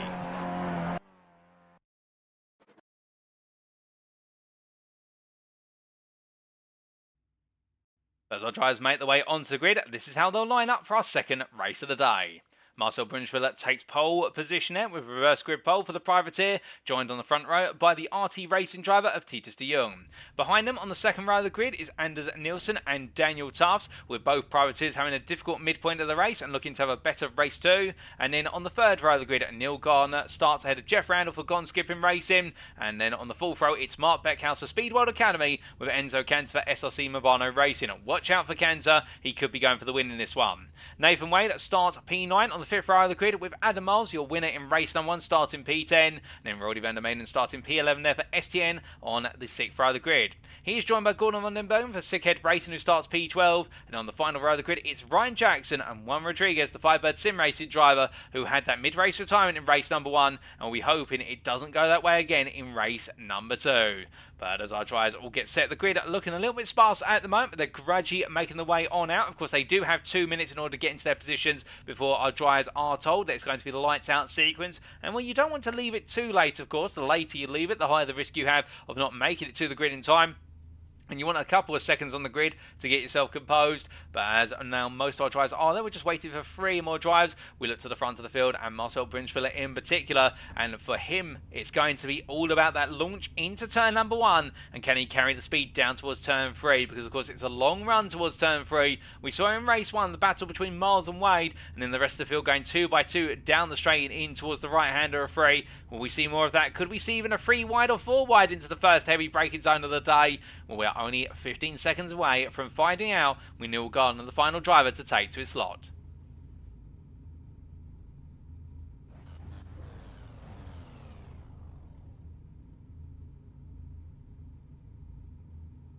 But the gridding process is complete, we await the lights. One red light, two red lights, three red lights, four red lights, five red lights. And it's lights out, away we go for the second race of the day as Marcel Brunschwiller looks to get a good start in the run towards one. Has he been able to achieve it? It looks as though he has. He covers off Titus de Jong. De Jong follows in behind Anders Nielsen and Daniel Tufts as well. But as they make their way through turn number 2, Neil Garner not able to make it to the grid, so a number of drivers have gained one place already. Women haven't started on what was the third row of the grid, but as they make their way down towards the right-hander of turn number 3, notice Brunschwiller getting a very strong run off of 2, and de Jong's just going to tuck in behind. But further behind, Jeff Randall looks up the inside of both Tufts and Nielsen as they come through the right-hander. Randall loses the rear of the car now. Was that aided or whether it was just due to cold tyres? Well, either way, he falls back down the order looking the wrong way. Daniel Tufts holds P4 as they make their way through turn number 4 up towards 5. And meanwhile, Beckhouse now trying to battle hard with Enzo Cantor, and Cantor gaining places at quite a rate of knots as they come down in towards turn number 6, where it's been all change at the front of the field, at the midpoint of the field. We shouldn't say at the front of the field, it's been all been calm up there. But as they make their way down towards turn number 7, line to stern now as everybody gets set and runs down into the next heavy braking zone. But coming on to the brakes, Jeff Randall, the biggest loser on the more at the start of the race, excluding of course the retirement of Neil Garner by the looks of things. But as they come through the right hander at turn number 7, everybody here not really trying to fathom a move, instead just waiting. And this will be the long slipstream train now that we talked about in the build up to this race, in terms of drivers trying to fuel save off of one another.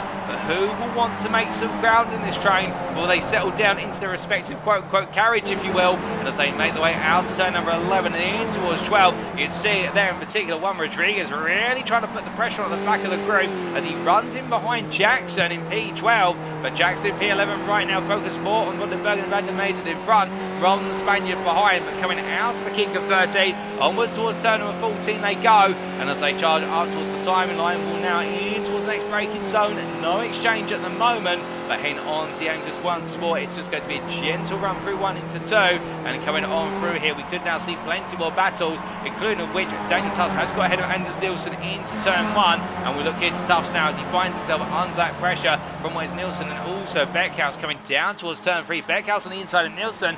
Meanwhile, Tufts then not really compromised. Beckhouse goes in a lock up there for the race leader of Brunschwiller as they come through 3. It's going to be 3 wider into turn number 4. Tufts on the inside. Meanwhile, oh goodness me, and Beckhouse goes over the curb. There's contact and all there for Brunschwiller with a go 3 wide on the apex. You never see that, and they somehow all survive it. Albeit I think some of those cars there will have rickety suspensions as they make their way through turn number 6. It's not done yet with Nielsen on the inside of Titus de Jong as they come through 6 and now onto the back straight. But notice how Tufts and Beckhouse have brought themselves some time, and with all this, Nathan Wade is now starting to get involved in the battle as they make their way down towards turn number 7. Wade down the inside versus what is Titus de Jong, but backs off in the end. Meanwhile, further back, we do have a little bit of a look there from what is Van den Bergen versus Brunschwiller, with Brunschwiller putting the pressure on Van der Maiden as they come in towards turn number 8. Behind them, Ryan Jackson looking around the outside versus Rodriguez, and Rodriguez, I believe, trying to go round the outside into turn 7 versus Jackson, so this battle continues. Jackson gets a nose ahead, really squeezes Rodriguez to the apex at turn number 10 and holds the position P11. But I think right now Rodriguez is absolutely fuming for the fact he wants to make progress, he's not allowed to do it. And meanwhile, Van der Bergen goes in overly hot there into turn number 12, and it's a knock to the wall for the German driver from Chequered Racing. And I think that's going to be a one-way trip to the pits very shortly, given the way he slid into the concrete barrier, unless he can find some momentum. No, he's got to come into the pits, the damage is too much. But meanwhile, looking back up to P3, Anders Nielsen ahead of Enzo Cantor. But Beckhouse and Tufts are now breaking away, and was an absolutely sensational 3 wide moment through turn number 4. And meanwhile, Cantor now looking up the inside of Nielsen behind Wade versus de Jong. So we are seeing more exchanges here, which we expect to be commonplace down the run into 3. But as they come into the braking zone this time, Nathan Wade not looking for the lock-up, just looking for a clean pass. And as they come up towards 4, we can see further back Miles by comparison. Adam Miles taking a bit of a different approach to this race. We normally, as we said earlier, he's the one who's normally chopping his way through the order, the fastest of everybody. But right now, the number 85 driver, I think, trying to play a different approach. knowing, of course, that he cannot afford a single error, and racing this close with drivers of different paces in the run around the Detroit Belle Isle circuit. But I think he's concerned about the risk. It only takes one error, not necessarily from him, but a driver around him to get it wrong and see his championship charge come to a halt. And indeed, with that in mind, well, as they make their way down towards turn number 7, we look a bit further back to Jackson versus Bridgeville and what is there, Rodriguez. They go 3 wide almost into turn 7. Rodriguez taking a little bit of a third party approach to this battle, and now looking around the outside of Bridgeville, but in return, space is given as they come through turn number 9, in towards 10 very shortly, and now in towards 11, and Rodriguez just cannot find a way through. No matter what he throws at this, Rodriguez is being made to wait. And well, the patience of it is astounding, but I can imagine right now he may already be thinking about where he can come into the pits early in order to undercut this or do the opposite of what everyone else does. I think he's got a lot of pace there as the Spaniard, but he just cannot find a way to make the pass count as they make the way almost towards another lap. Meanwhile, we look to the front of the field as they've already gone to lap number 4 in this 40-minute race, and Mark Beckhouse for Speed World Academy, he is holding the lead versus Daniel Tubbs. They have exchanged places once already. Tubbs was leading, but on the previous lap they did swap places in the run down towards what is turn at number 12, but as they come through the right-hander free this time, no exchange. Meanwhile, Wade looking up the inside of Anders Nielsen, and I think here the Britain right now, knowing that with Miles a little bit further behind, albeit Miles has cleared de Jong off camera, it could be an opportunity for Wade to try and make some headway towards Cantor, but of course the rate at which these guys are going at the moment, they'll want to close up to Tufts and Beckhouse, and by default, could we see the lead of this race just disappear away from the hands of our championship contenders, given the fact that Tufts and Beckhouse are running good pace? I would imagine that Beckhouse is probably using all the fuel he can right now to hold on to that lead, but with the gap standing at 2.2 seconds, they are going to, and when I say that, I'm referring to Cantor, Wade, Nielsen and Miles, they're all going to have to think about extensive fuel saving now in order to save that 2 seconds of time in the pits and jump their way right back into contention for the win of this race. And that's where the big tactics come in, and that's what we have seen previously.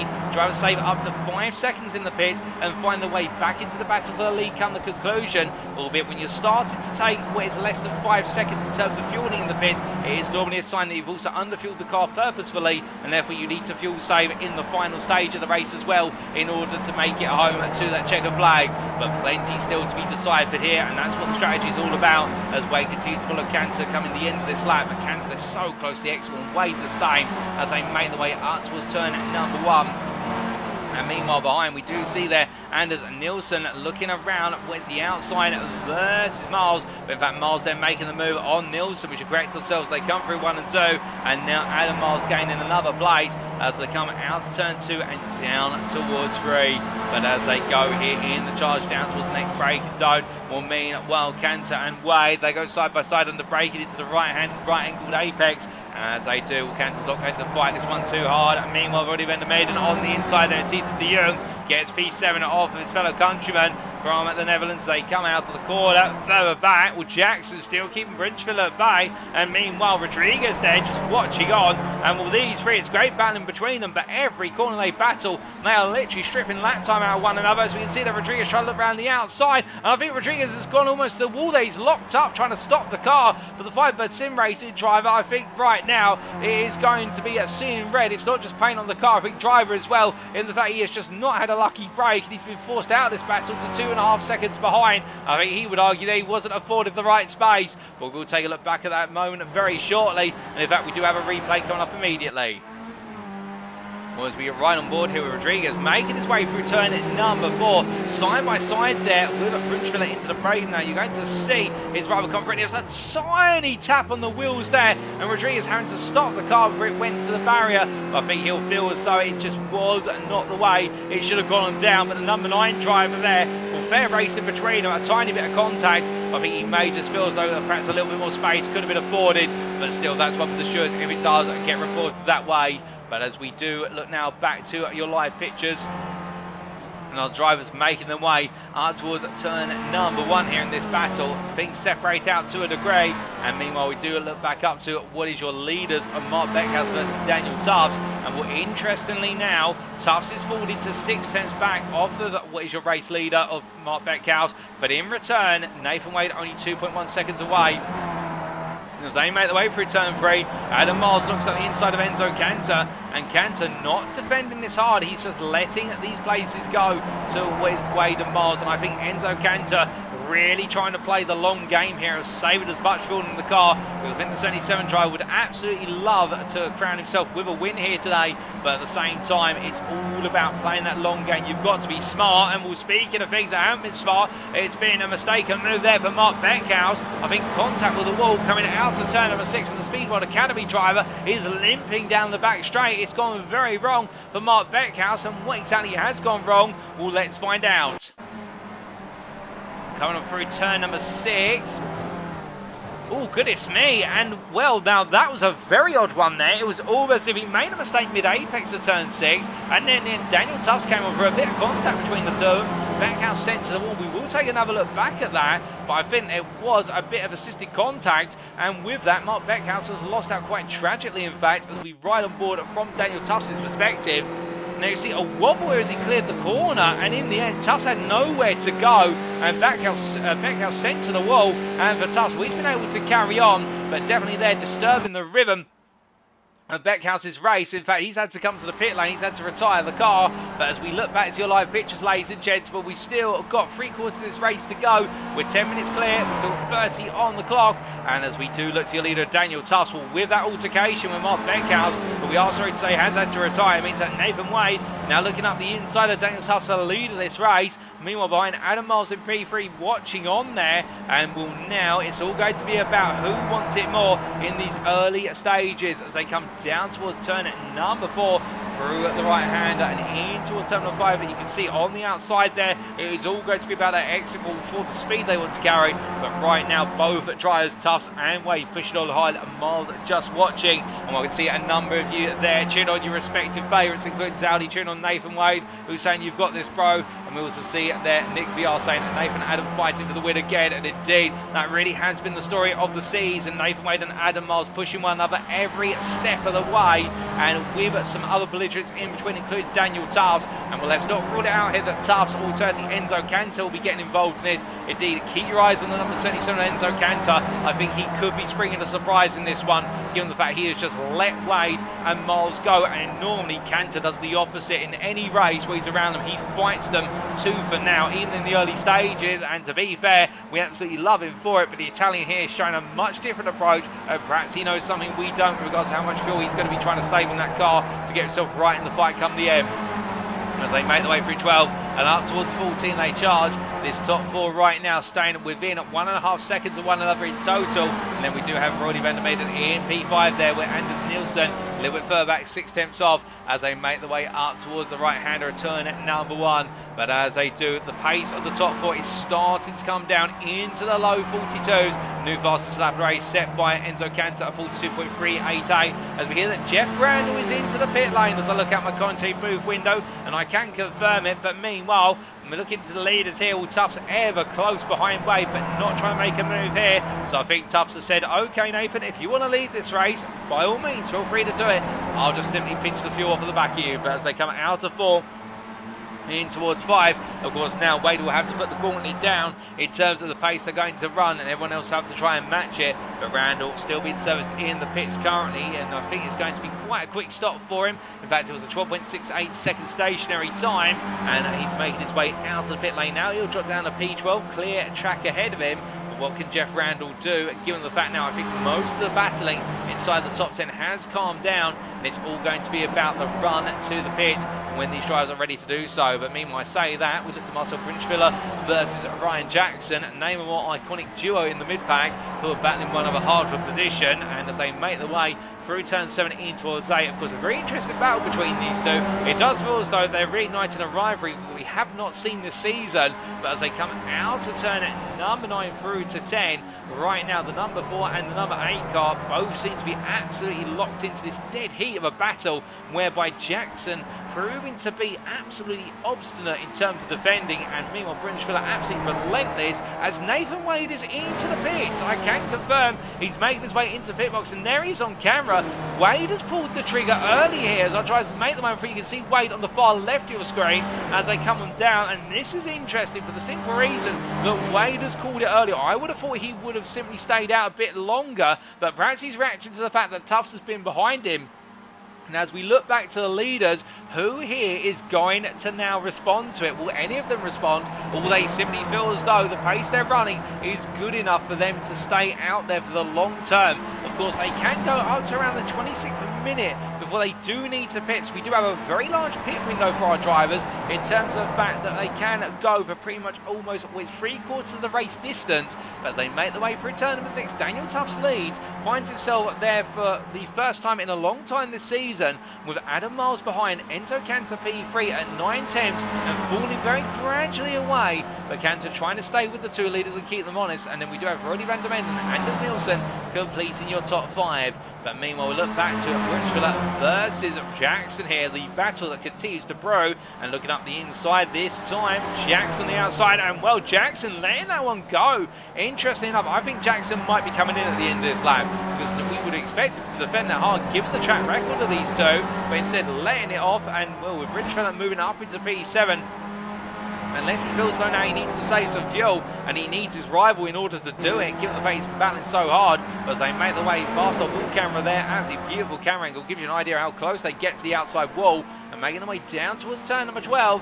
Or they come on through the right-hander, and will we see it? One of them dive into the pit as they exit 13. Of course, it's a little bit of a run here before they get to the pit entry. I think Jackson's thinking about it. No, he does not come in. So whatever Jackson's got planned here, I think it's fuel saving more than anything, given that right now Brinchville has been given the position, and I don't think he quite expected it to work out that way either as they glide their way through turns 1 and 2. But looking from them to the leaders here, this is Adam Miles up the inside of Daniel Tufts, and with Tufts not fighting into turn number 3, and Miles now leads this race. I think Tufts feels as though he needs to save a little bit of fuel here, and he'll use Miles as the pace car to do so. And again, Miles really has been one of those drivers, whether it's fuel saving or not, he's not been too worried about it. All he's focused on is getting to the front of the pack and then working out his strategy from there. We're coming down into turn number 6 now. Well, Nathan Wade has come out in P10. He's got clear track in front of him. It's 12.5 seconds between Wade and then Rodriguez in P9, and he's not got any company behind. He's got 8 seconds to Gordon van den Bergen, who's in P11. So Wade has picked the right time to go for his pit stop. But I think the question is, has it been the right call in terms of not having anybody to slipstream off of, given that now Adam Miles has been cleared? He's got clearance for all the drivers who were in front of him at some point, and now Miles can just focus on putting in qualifying laps. And if we have to base it on the qualifying clear pace race performance, then it would have been Adam Miles who did have a slight advantage over Wade by a 10th or 2, but it's going to be fractional as they make the way in towards turn number 12. Coming in towards the right-hander here, and now onwards towards the remainder of this lap. We've still got a long way to the halfway mark, another 3 minutes there, and then 20 minutes still. So it is going to feel as though it's a bit more of a race of attrition at this point, but Tufts comes into the pit. Enzo Cantor thinks about it there. I think trying to throw was a potential dummy to the drivers behind, but then stays out. And as he does, well, Adam Miles sits the fastest lap of the race at 42.232 for the second place championship driver, and well, winner in race number 1. And as he comes underneath there, I'll get you camera. I think for Adam Miles, it's all about taking the win in race number 2. He has to keep this championship battle running into the next 2 rounds and all the way to the season finale. He's got to be flawless, but right now Adam Miles trying to set the pace, and Cantor is being dropped. In fact, on that last lap, it was 5.5 attempts Miles to Cantor in terms of how much Miles gained. Cantor has been gradually losing the leader's pace between Tufts and Miles, but I wonder if Cantor may react by coming into the pits at the end of this lap, given now that Miles has been let off the proverbial chain. But meanwhile, Roddy van der Meyden continues on to P3 here for STN. He's got Nielsen up behind as they come out of turn number 6. A close moment at the wall there for the number 14 of van der Meyden, but just missing the wall. Meanwhile, Anders Nielsen now closed up a little bit with van der Meyden being on that compromised exit line. But as they charge the wound down, and Nielsen in the tow, it's not going to assist him too rapidly as they head into the braking zone. And through the right-hander they go of turn number 7. It does look as though van der Meyden has actually been a bit more comfortable with the car, as Nielsen falling into almost a whole second back as he makes the way through turns 8, 9 and in towards 10 and 11. But as he comes through the very tricky direction change from 10 into 11 here, it's all about rolling onto the brakes of 11 as comfortably and as most composed as possible. And will now our drivers make the way in towards the final kicks. We're heading towards that pit lane. Who is going to come in this time? When we see anybody ducking, or will they all continue to go longer? Well, we do see Enzo Cantor come in, so we did call that right in terms of the fact he's got no toe, so therefore he's let it go. But otherwise, right now, Nielsen and Van der Maiden follow on, much like Miles. And then we do have Titus de Jong, who heads on around. So they've decided to go longer and longer, whereas others have come on in. And it's only Cantor right now who's pitched in at the end of this lap. And already he's leaving the pit lane. And Enzo Cantor, well, in fact, he's rolled forward in his pit box slightly. So I think there's a slight mistake for Enzo Cantor, but he will be serviced now as he does wait to go. But I think there just a little bit of impatience may have cost him out, as meanwhile we do look to Nathan Wade, who comes on through, and Enzo Cantor is going to drop a long way down. And Cantor, a 20.5 second stationary time stop. Well, something's gone very wrong for SRC Vivano Racing in the pit lane. And Cantor, for all his hard work, has now had it completely undone. And meanwhile, Nathan Wade, he jumped out ahead of Daniel Tufts. And you can see them in the picture. Daniel Tufts in with 8 tenths behind. So that goes to show that Nathan Wade pulling the pit stop early was the right call. He's found that clear air and he's been able to essentially run away with it. But Daniel Tufts, within a second, he'll try and stay in the tow with Wade as long as possible.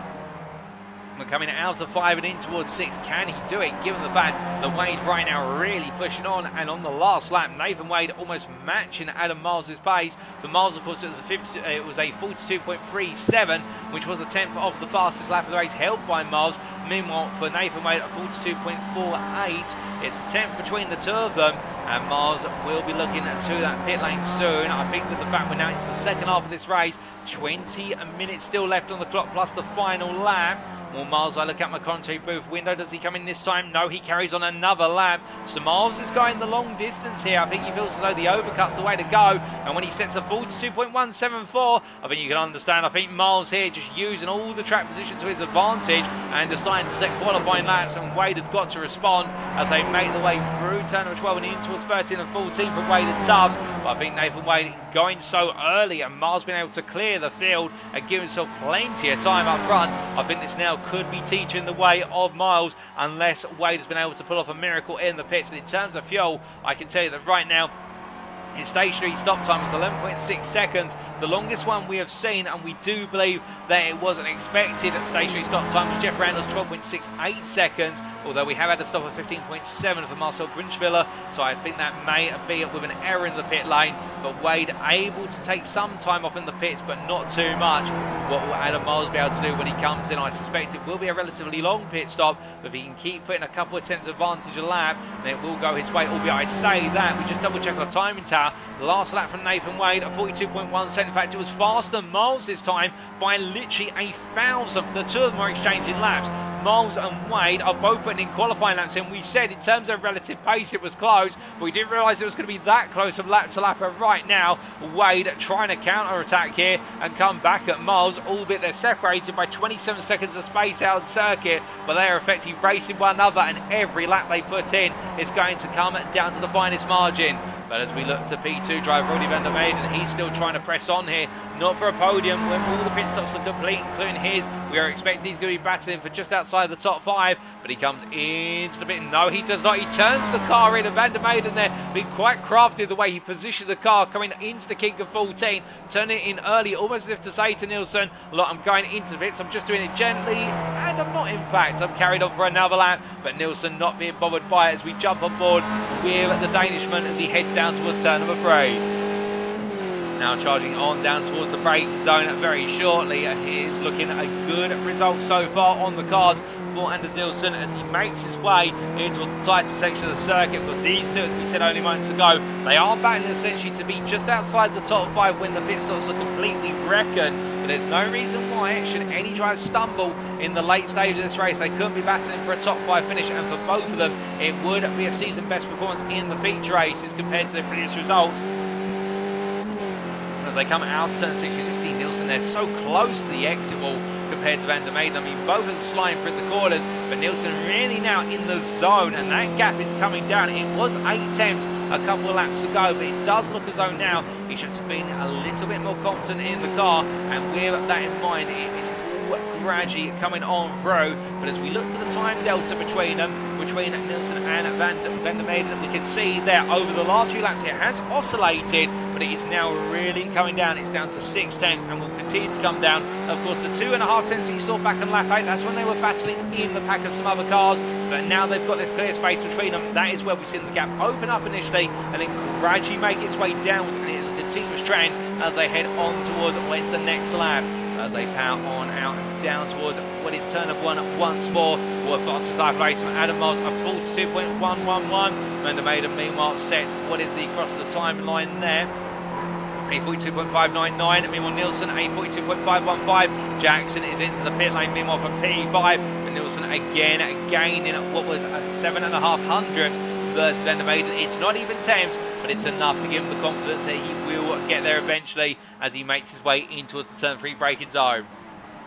But meanwhile for Nathan Wade, what was the previous lap? It was a 42.273. So that time Adam Miles gaining 1.5 tenths versus Wade. So that gap continues to open up a little bit further. And while the total pit time for Wade was 36.3 seconds, we are seeing an average stop in somewhere in the region of about 35.5 to 36.5 seconds for our drivers here. We have had a very short stop for Gordon van den Bergen. We only were stationary for 7.18 seconds. That's 4 seconds faster than anybody else. But I would suspect in P8 right now, he may be looking at the fuel gauge and thinking he's going to have to fuel save quite hard as this race gets into its closing moment. But still a gamble all the same. But Wade and Tufts here, the gap open up to 1.5 seconds, and Tufts just not able to stay with the pace of Wade. This is phenomenal right now. They may be a long way apart on circuit, Miles and Wade, but it's almost as if they're right next to one another and battling for position, albeit these lap times are going to really be on the finest of margins. But as we look back to the battle for P2, we see Van der Meyden continuing to do everything right to keep Nielsen at bay, and as they make their way through turn number 12, will we see one pull off to the pits this time, or will they not? We are keeping an eye on the pit lane entry. Miles goes on through, he does not pit. Van der Meyden and also Nielsen stay out once more. They're going to go long here, and I suspect they will need to come in within the next lap or two. Well, we have seen our drivers go long in races before, but we've not seen anybody go beyond 30 minutes on a single tank of fuel as far as my memory serves. So if they are going to try and do that, well, the fuel tank is going to last an eternity by comparison.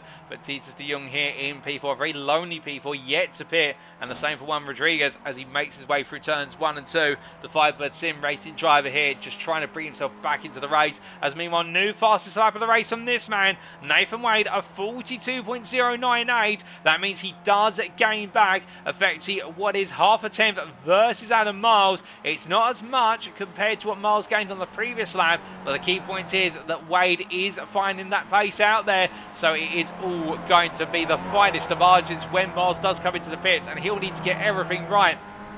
Of course, when it's a high pressure situation and you want that pit stop to be as quick as possible, then the threshold for mistakes becomes ever more looming.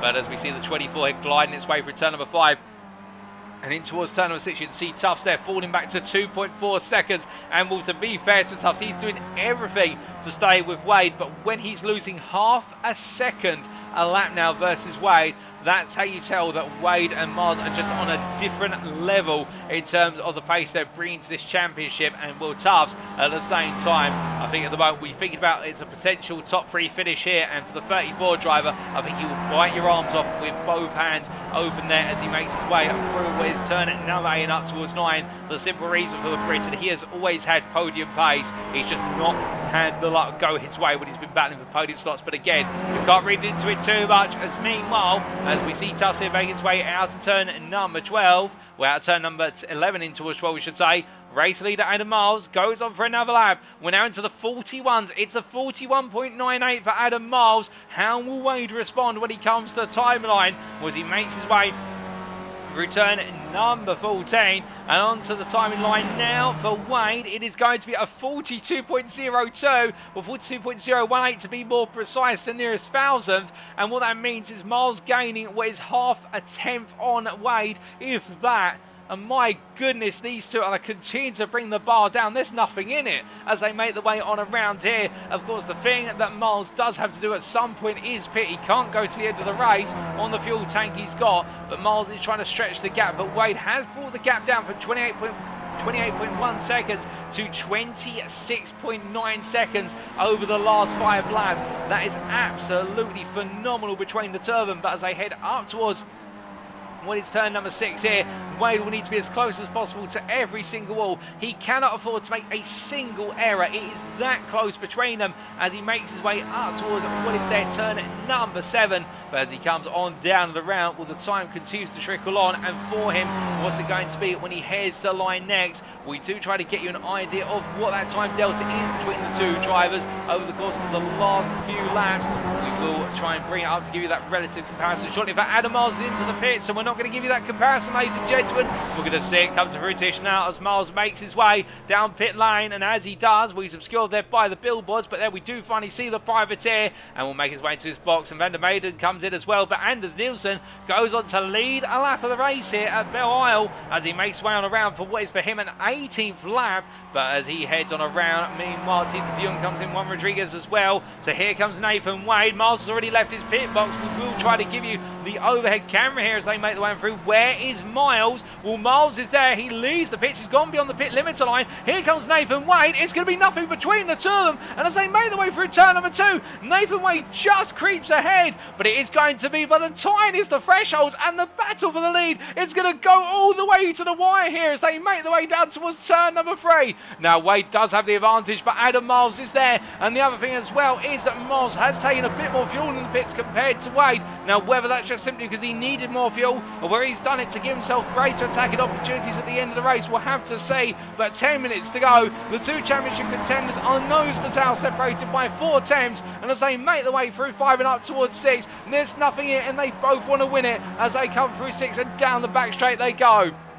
They're heading all the way through and up towards the next braking zone. Meanwhile, Daniel Tufts continues to hold on to what is effective P3 as he follows on, albeit 3 seconds back off the leaders, and that gap is continuing to rise. It will rise even more now that the leaders are in their respective tow of one another. And then in P5, when what is P4 effect is Gordon van den Bergen, and he is right now at the head of a very tasty trio of himself, Van der Meyden and Enzo Cantor as they head down towards turn number 7, and these guys all battling for effectively what is the final spots of the top 5. And as they come out of turn number 7, I think Cantor at this point will be wondering how he got to the back of this bag in terms of how he won't want to be there, but in return he'll be thinking about how he can cut his way through it.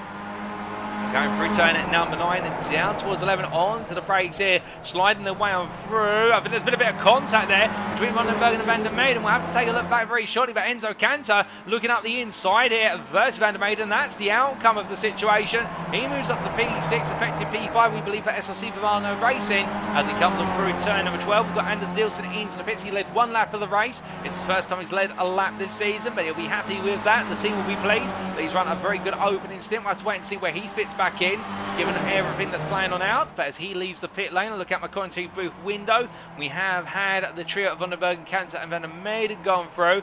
Jackson as well will be near Nielsen. In fact, there's Anders Nielsen, and Jackson comes up behind. So Anders Nielsen, in fact, has gained a number of places through going the longest of everybody. He's moved up to P7, and he's jumped ahead of Tito de Jong and also what is Juan Rodriguez as well as Jackson. But Jackson is going to try and come back him under braking into 3. I think Nielsen not responding to this immediately for the simple reason that he can come back him later, given they'll be fighting for P7 to the very end. But meanwhile, looking from them back to Nathan Wade versus Adam Miles, with your two leaders here as they make their way out towards turn number 7. On to the brakes they go. And will this time Nathan Wade still leading? Of course, Miles doesn't want to make the move now. He'll want to make it on the final lap. That's where it matters most. And picking the right time to go for the move as they come on through at turn number 8, through 9 into 10 and 11. But as they make the way through the corner, we look to Daniel Tufts here, who right now in a lonely P3. And he would be hoping that the top two start to battle one another so he can get into the fight. But I think he's just going to have to watch it from a distance. You can see there, that's how long 3 seconds is in terms of road distance. And then we have a little bit further back, Van den Bergen, who is holding off Brody Van der Meyden and Enzo Cantor. And well, Van der Meyden has got back ahead of Cantor in the run down towards turn 3 at the start of this lap. And as we look back from the rear of Van der Bergen's car, Gap half a second here with a further retest to Enzo Cantor. So Van der Bergen has got his work cut out for him if he wants to hold on to this P4 finish come the end of it. It won't be a point. You can see there taking a central line out of 12 into 13. In fact, Van der Bergen into the pit lane. He's not got enough fuel. We were wondering whether he would have enough fuel to get to the end, but as it turns out, he doesn't. I think also he might need to repair the damage he picked up from that instant we saw earlier on. We will try and get a look back at what exactly happened in that instant. In fact, we do have a replay coming up immediately.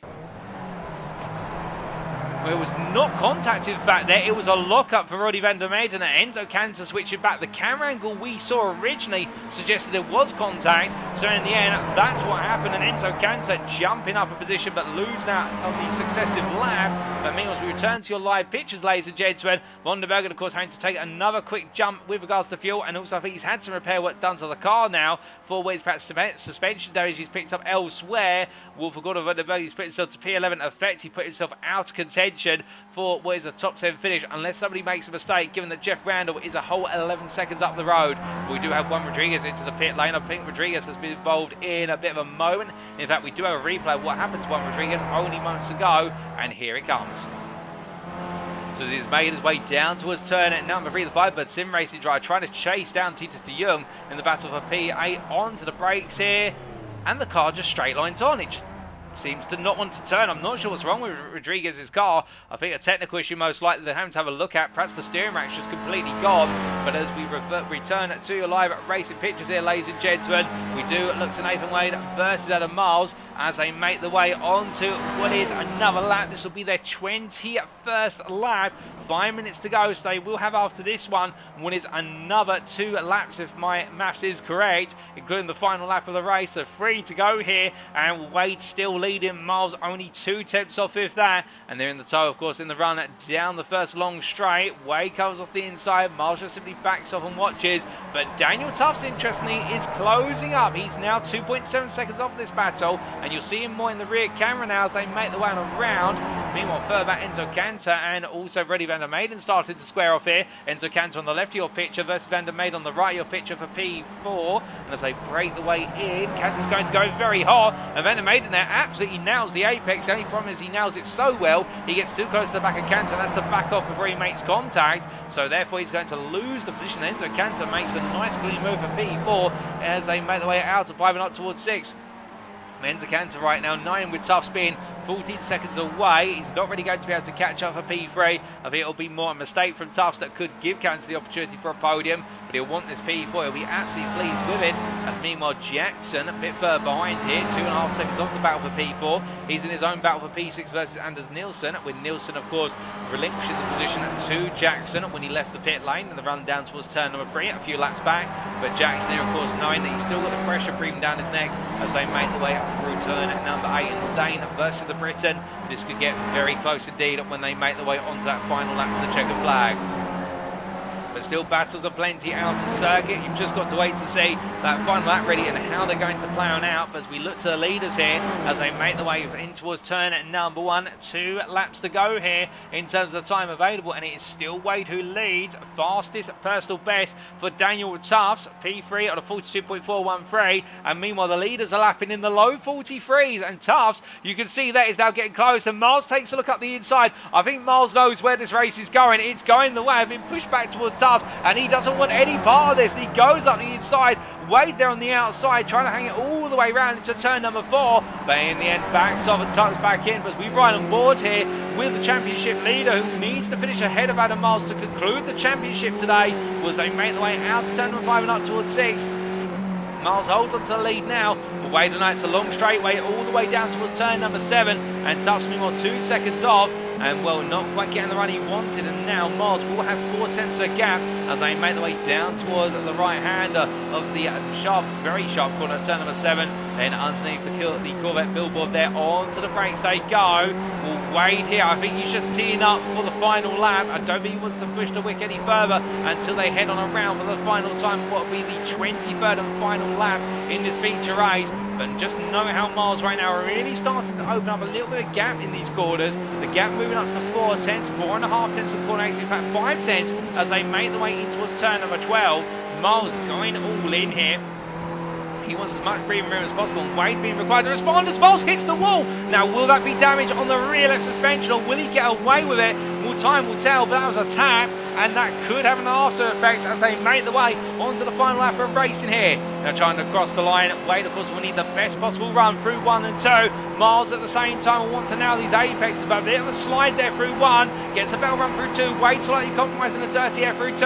It's 4 tenths, it's a long way back for Wade now as they make the way down. Thankfully it's quite a long straight, but they're already halfway down it by the time they come to leave the yellow billboard. I think for Wade, he's not close enough to try and make this happen, so he's going to have to get it done in the run in towards turn number 7. So here he's got to be absolutely pinpoint precise as they come through turn number 4 very shortly. In fact, they clutch over the apex now, and Wade there, but just not close enough right now. He needs to be closer. He needs to be in 2.5 tenths here as they exit. And there's another bit of contact with all for Miles.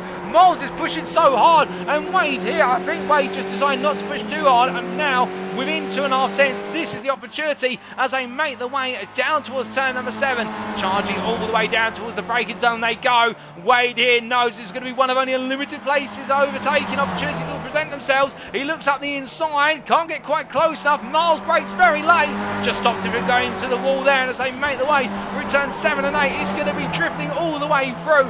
Tyres screeching, engines roaring. They come through the left-hander at turn number 9. Wade knows there's no place to overtake here through 10 and 11. The next opportunity is going to be in the drag race to the finish line, and which one of them will be the winner? That's the question. As they make the way down the short stretch in towards turn number 12, the gap is 2 tenths. He's right there, Wade. It's all hits for the taking. If he can get a good run, there's contact to the wall. I think we've had no contact to the wall. Correct ourselves there. 4 miles as it grazed the wall. The checker flag beckons as they come on through. Miles will defend to the inside. Wade tries to go around the outside, but it's not enough. And Adam Miles will take the checker flag, and the championship will go another 2 rounds as Wade misses out. Daniel Tuss will finish P3 there ahead of Enzo Cantor, who will very gradually make its way on around for P4. Holding off with Roddy van der Meyden for the P4 finish there in a great battle between the two of them. And then in due time we will have Ryan Jackson coming through ahead of Anders Nielsen, P6 to P7, and then it will be Titus de Jong who comes on around for P8 there. The RT Racing driver in the lonely end to his race ahead of Jeff Randall, who holds off Marcel Brunschwiller for P9, Marcel Brunschwiller P10, and then last finisher of the race, it will be Gordon van den Bergen, who will very shortly come on through to take P11, best of rest there, and well, a difficult one for the second racing driver, that second pit stop being highly costly, but another 50 driver brings it on home there in the Phantom machine, and as he does, we have the 3 retirements of Juan Rodriguez, Mark Beckhouse and Neil Gardner as well, but my goodness, ladies and gents, what an end to the race, and for our drivers in particular, a thriller all the way through, but I don't think we could have expected the way it would end between Miles and Wade being that close at the line, half a tenth at the finish line, but the championship does go another 2 rounds, and here's the result subject to any steward's inquiries. So Adam Miles in the end taking the win in the round 20 feature here in the Belle Isle circuit in the city of Detroit in the state of Michigan for the Musical Money Skip Barber Challenge Trophy 2023. And the win in the end, in fact, only being by 200ths when we get the updated timings confirmed. The privateers battling all the way to the line, but Miles just holding on. Wade P2 and a frustrating P2 at that, knowing that despite the fact he's picked up 2 P2s, the championship will go on further, albeit Miles dropping a single point in qualifying, but albeit the fastest lap we can confirm has gone to Nathan Wade, so that may have some permutations in terms of what happens in the next round in terms of Adam Miles needing every point rather than just wins. But either way, Nathan Wade will now know that he'll try to take the crown at what will be at the Watkins Glen circuit. Daniel Tuff's P3 and completing a podium of privateers there in one of his greatest results of the season. Great to see the Britannet up on the podium in the 34 car, only 3.5 seconds off the winners come the end. And then Enzo Cantor P4 for SSC Movano Racing. Not quite a podium, but at the same time I think the Italian will be pleased with the fact he's finished inside the top 5 and the perseverance is paying dividends. Roddy van der Meyden P5 there for STN, a great performance from him, battling for P4 come the end, but not quite able to put one over his Italian rival was the Dutchman able to. And then Ryan Jackson P6 ahead of Anders Nielsen. The gap between the two at the finish line, a single 10th, with Titus de Jong P8 there for RT Racing ahead of Jeff Randall, with the Gone Skipping Racing driver just pipping Marcel Brunschwiller to the post for P9, and Brunschwiller completing the top 10. Best of the rest P11, Gordon van den Bergen for Sickhead Racing. He was the last finisher on the race on the lead lap. And then finishing 4 laps down, and we classified as a finisher Juan Rodriguez for Firebird Sim Racing with that late retirement. Mark Beckhouse finishing 18 laps down, and therefore will be classified as a did not finish for Speed World Academy. And the same for Neil Gardner, who was not able to make it onto the grid due to a technical issue, as we understand it. But what a race to end proceedings here in the city of Detroit, ladies and gentlemen. And well, of course, we've seen it from our broadcast cameras, and we've seen one side of the story. But what did our drivers have to make of the racing here today? We'll find out all that and more in just over 10 minutes' time when we're back for our post-round interviews. Don't go anywhere, you won't want to miss them.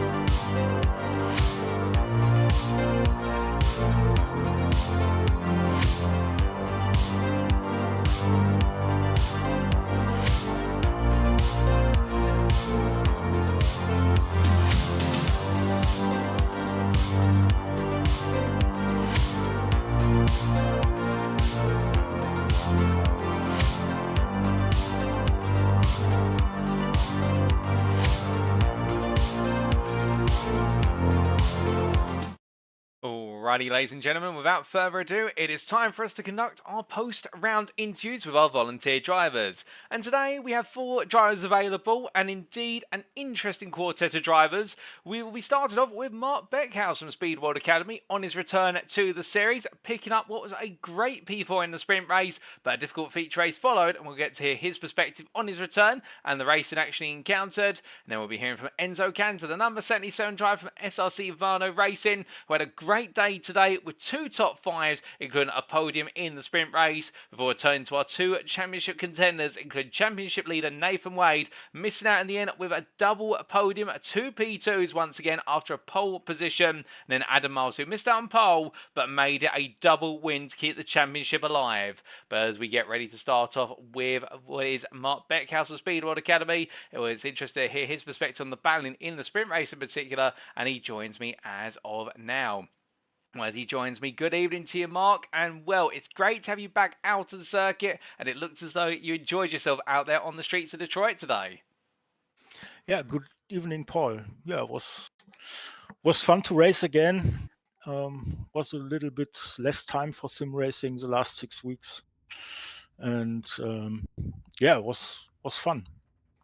You can't do 3 wides in these corners with everybody. Was enjoyable. Shows the class of the field. Oh, indeed. And speaking of that enjoyment, we saw you start off in qualifying, taking a P8 on the grid. Looked as though it was always going to come down to finding the right person to slipstream behind. How did you find qualifying out there? Yeah, made the first stupid mistake of this event. I was in a good position behind Adam, and yeah, spinned in lap 2 and couldn't find the draft. So that was it. Seems no luck with qualifying in the series so far for me. Well, you may not have had luck in qualifying, but you did have a bit of good fortune going into the first race of the day, a lightning start off the line, and finding yourself battling for the top 5 in the opening stages. Yeah, pace was good. Besides the lack of practice, and yeah, in the first race, I was following Enzo and could close him to the end, but wasn't enough time. And I think I started from 8 or 9, so place 4 finish is totally okay, and good position for the second race again. Oh, indeed. Just before we come on to the second race, just a little bit about the Detroit circuit. Of course, having to learn it as you go in some respects, and those walls looking ever close. I have to ask, what's it like running close to the walls out of some of these corners? Because surely it must make your heart stand in your mouth.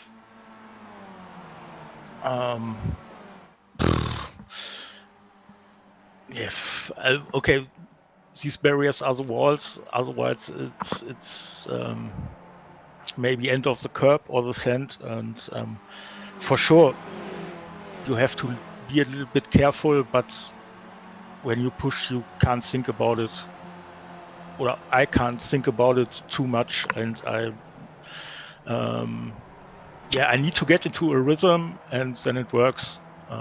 Wasn't able to get into the rhythm in the second race, but once you in your rhythm, for me, it makes no difference if there's sand or a wall. Oh, indeed. I do like the philosophy. And speaking of rhythm, well, you may not have found it in race 2, but you did find a way to do an absolutely beautiful double overtake midway through the race. Just take us through those opening laps, because it looks as though you're having a lot of fun. Yeah, first laps were absolutely awesome. Could make good places. Yeah, the 3 wide maneuver was a little bit of luck for sure, and yeah, but went out well. Everything was fine. Could hold the gap to the second place, and we already built a gap around 2.5 seconds to the rest of the field. I thought I was in control of the race, and then I make the stupid mistake. So what exactly happened? Because when we saw you go through turn 6, it looked as though you'd cleared the inside wall, but then it was almost as if the car just snapped on you. Sorry, didn't catch that. So when you made the mistake, what exactly happened?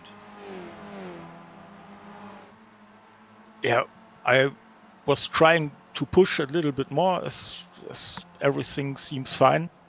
And yeah, cut the curb a little bit too much, I think. And yeah, was simply a little bit too early on the throttle and hit the barrier where it makes a corner, and hit the edge of the corner with the rear wheel, and yeah, car was done.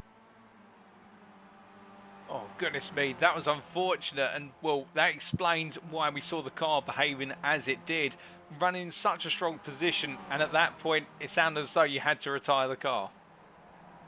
Yeah.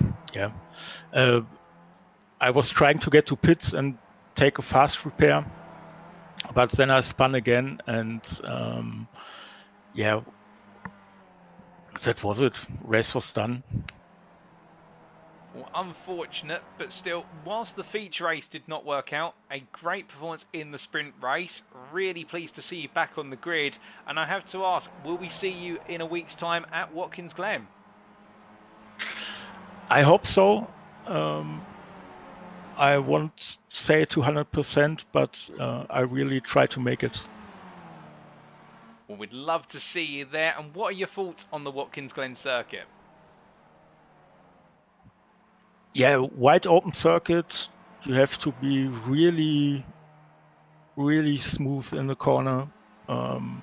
Focus on exit, long straights, draft fast for sure, and can be fun with the skippy as the times are really close normally on this track, and technically not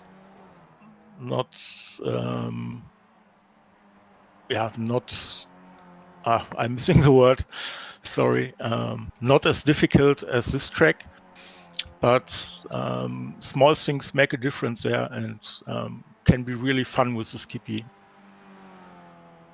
Well, we do hope to see you out on the circuit there and look forward to seeing how you take on the challenge of Watkins Glen. But just before we let you go, is there anybody you'd like to say thank you or give a shout out to on the broadcast?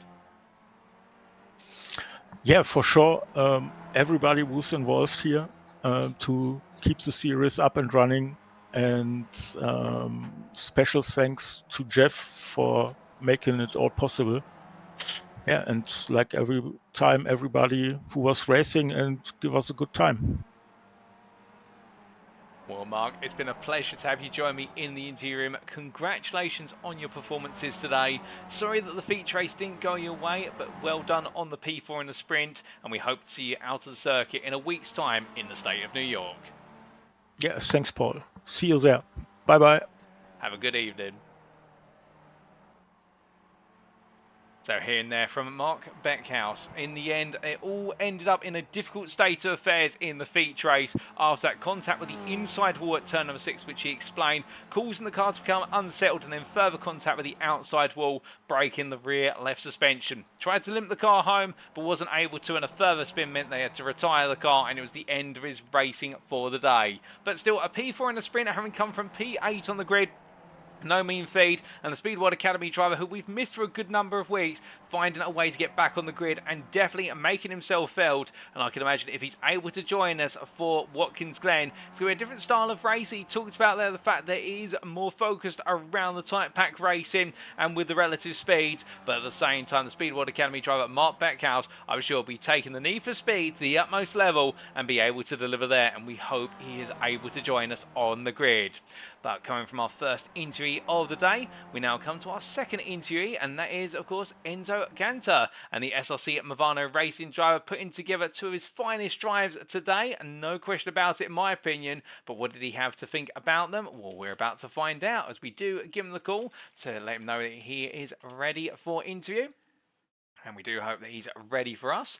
But as we get ready to talk to him, it'll also be interesting to hear his perspective on the battling in the second race and how it potentially cost him some time versus chasing down that final podium position held by Daniel Tufts. But as he does join me now, well, good evening to you, Enzo, and what a difference a week makes. At the Nürburgring, it didn't quite work out, but here today, 2 top 5s and a 3rd place in the sprint race. You must be absolutely pleased to be back on the podium.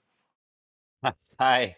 Well, believe me, but I didn't practice at all the week in this track, and I don't race here from I think 4 or 5 years, so I really didn't remember at all the track.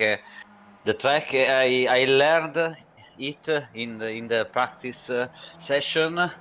A decent quality, but simply I had not the pace. So in the race, so my goal was to survive and to try to stay behind the fastest. And in the race one, it worked. In the second one, unfortunately, I missed the pit. I lost about 12 or 13 seconds in the pits, so I lost a chance to get a double podium this time. Well, that was really unfortunate when we saw that happen in the feature race. But coming back to qualifying, so of course, having to learn the circuit midway through qualifying and build that lap time good enough for P4, what were the things you were focusing on most in learning the circuit? Well, this is a diabolic track because you can know the map, you can know where are the corners, but the fact is that you have to learn every bump, every hole, every secret, every trap here because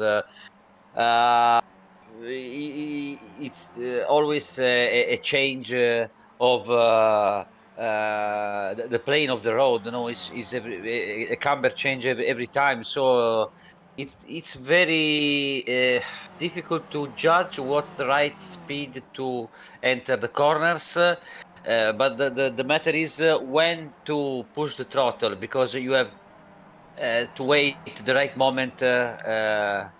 Jumping over the bumps, you have to wait. If you push too early, you go understeer over the wall. So my goal in the qualifying was simply to try to survive in the first laps in which I would have to warm the tires and try to take some risks in the last ones. But well, I don't know how I did it. I don't know.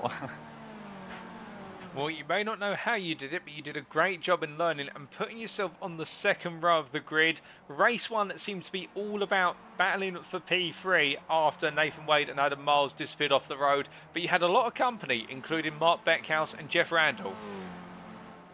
Yeah, yes, Mark Beckhouse had a very nice pace. So I was in front of him, and in the last laps, I was really pushing hard, but without taking too much risks, because I saw him that was recovering every lap some tenths. So I had to push, but not too hard.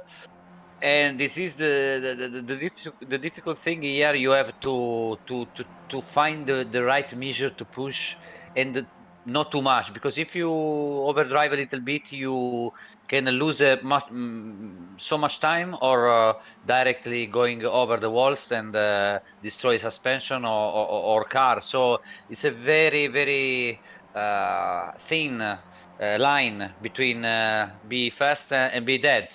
So in the last laps, I was praying that Mark will do some mistakes, and I think with another 2 or 3 laps, I should lose the 3rd place. Indeed, but in the end, not losing the place to Mark Beckhouse and holding on for a podium that's been a long time coming. And in race number 2, saw you start P8 on the grid, and you made some initial progress, and it looked to be all going right.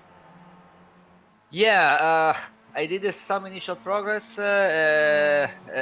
Geoff killed himself, helped by Daniel, I think. So yes, I gained some positions, but I tried to defend to over Nathan because he was trying to attack me, but I was defending. because I knew it was in front of Adam and he is driving for the championship. So I knew he didn't take too much risks in order to pass me. So I tried to stay in front. The second time he was in my mirrors, I simply left the throttle to let him pass because he was faster and it was useless to stay in front of him. And then I was, because I had not a pace, I thought I should try to stay in his slipstream. And it was working almost till the end because I was almost in the draft in the slipstream of Adam. But when I lost it, I went to the pit, but I did a mistake in entering the pit, so I lost, as I said before, 12 seconds, and I lost the chance to take the podium. But my strategy was good. In the last laps, I had a fight with who was Roddy van der Meiden. He was in front of me, fast enough to make the pass hard.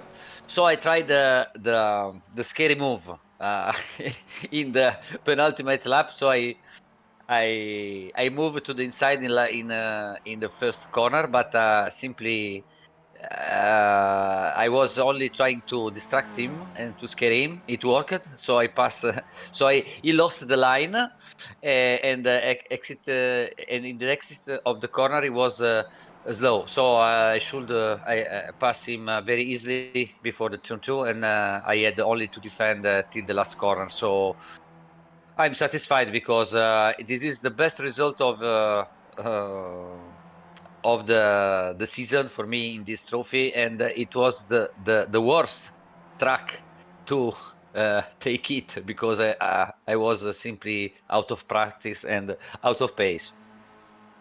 We did. It's funny how that happens, but to be fair, your driving today was absolutely phenomenal in both races. I'm glad to see you riding that wave of form in Detroit. And of course, in a week's time, we make our way to the state of New York for the Watkins Glen International Circuit. How are you feeling for the high-speed ring? First of all, thank you for your compliments, but I think you are too too generous. Then for the next week, well, that is one of my favorite tracks. So I have so many wishes for next week, but it will be a difficult race because I think you have to manage a little bit of fuel saving. And it will be not easy at all to try the way to stay in front and win the race. So I think it will be very, very interesting. Well, we look forward to seeing how you get on there a week from now. But just before we do let you go, Enzo, is anybody you'd like to give a shout out or a thank you to live on the broadcast this evening? Yes, as always, to my team SRC Mivano Racing, my team manager Fabio Mantellini, that is near Imola, and you know, in these days there are sad days for Italy, and he's in the region with heavy rain, many people out of their house, so it's not an easy situation. And as always, I say thanks to all the challengers here, all the drivers, and to you too for your work as always in the broadcast. Well, Enzo, allow me to extend, I think, on the behalf of everybody tuning in, well wishes to your colleague out in Imola at the moment, in the fact with the weather and whatnot. I hope he's doing the best he possibly can, and well, he's always in our hearts, everyone affected out there with it being such horrible weather, but may it stop in the near future and be able to get back on track. But at the same time, it's been a pleasure to have you join me in the interview room as always, and congratulations on your results today, and we look forward to seeing you out at the circuit in a week's time. Thank you. I appreciate it. Thank you so much. Have a great evening. You too.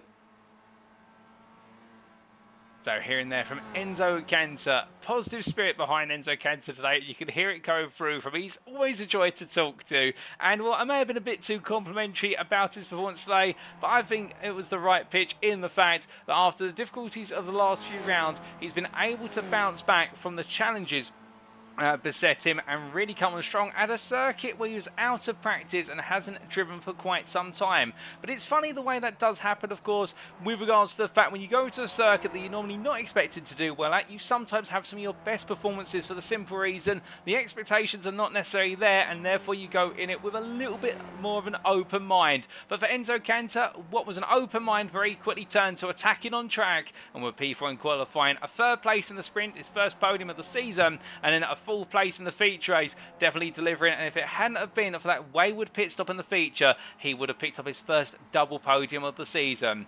But still, he's going to take the wishes to the Watkins Glen, and we'll look forward to seeing how he gets on then. And could it be potentially another podium, perhaps a double podium? Could it even be his first win of the season? Well, we'll have to wait and see. But as we now come to our next interview of the day, ladies and gentlemen, it'll be none other than Nathan Wade, runner-up, double runner-up today in what has been a challenging day for the Briton. But at the same time, it's been one of positives in the fact that he's continued that momentum of going into each and every round. So the momentum's not fallen, but as he gets ready to join me now, I can imagine he was hoping there'll be one more lap in that final race of the day. And well, he joins me now in the commentary booth. Good evening to you, Nathan, and well, what a pair of races today. It looked like it was going to go down to the wire in both of them, but I suspect, particularly in that feature race, you were hoping there'd just be one more lap on the board. Hi, Paul. Yeah, I'm quite surprised actually. I wasn't actually expecting it to finish on that lap, which is why I was, I think, about half a second behind Adam going into that last lap.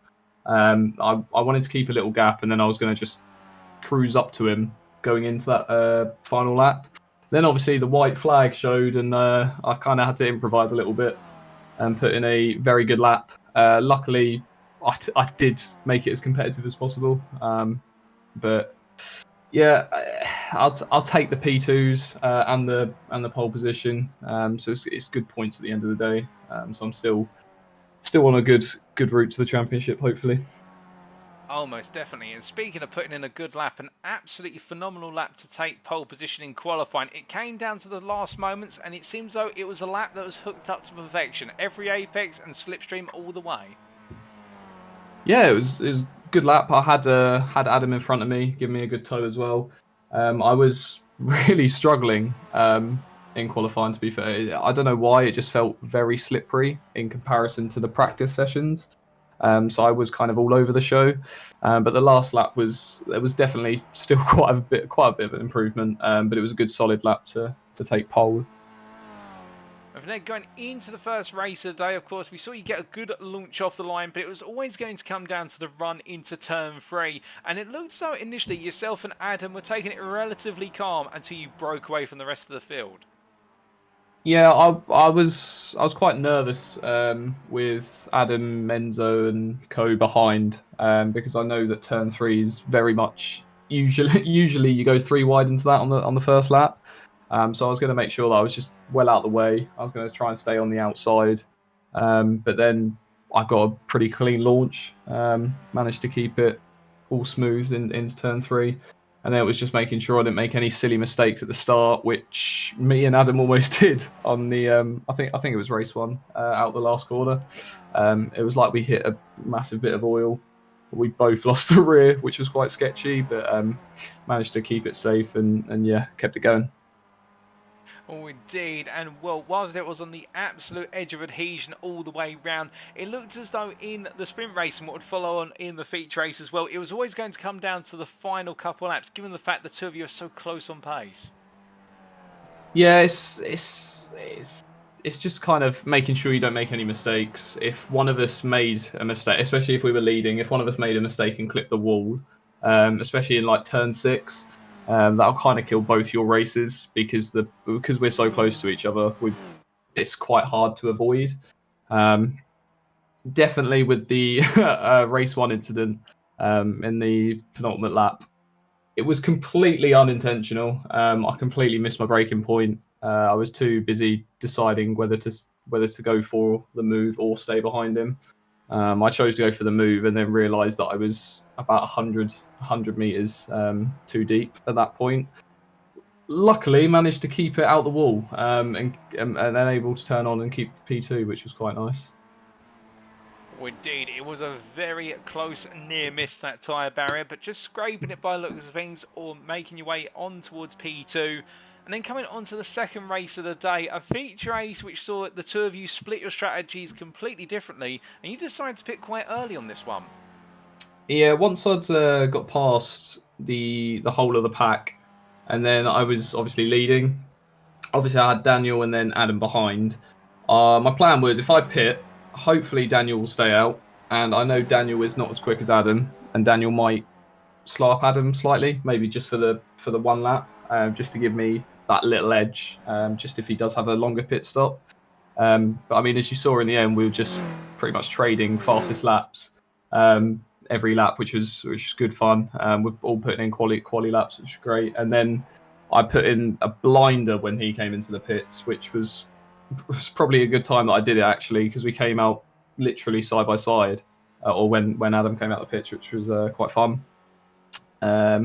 And then towards the end, like I said earlier, I was not expecting the last lap to come when it did. I thought there was going to be one extra lap, so I wasn't really prepped for it.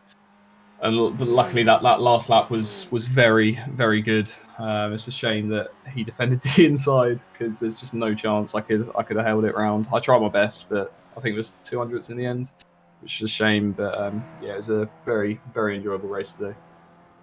Oh, most definitely. And like you say, 200s at the finish line, and it goes to show all the way through you and Adam having the back and forth with regards to the fastest laps, which I can tell you, everyone tuning in at home was absolutely loving the fact that the bar just seemed to get higher and higher from lap after lap.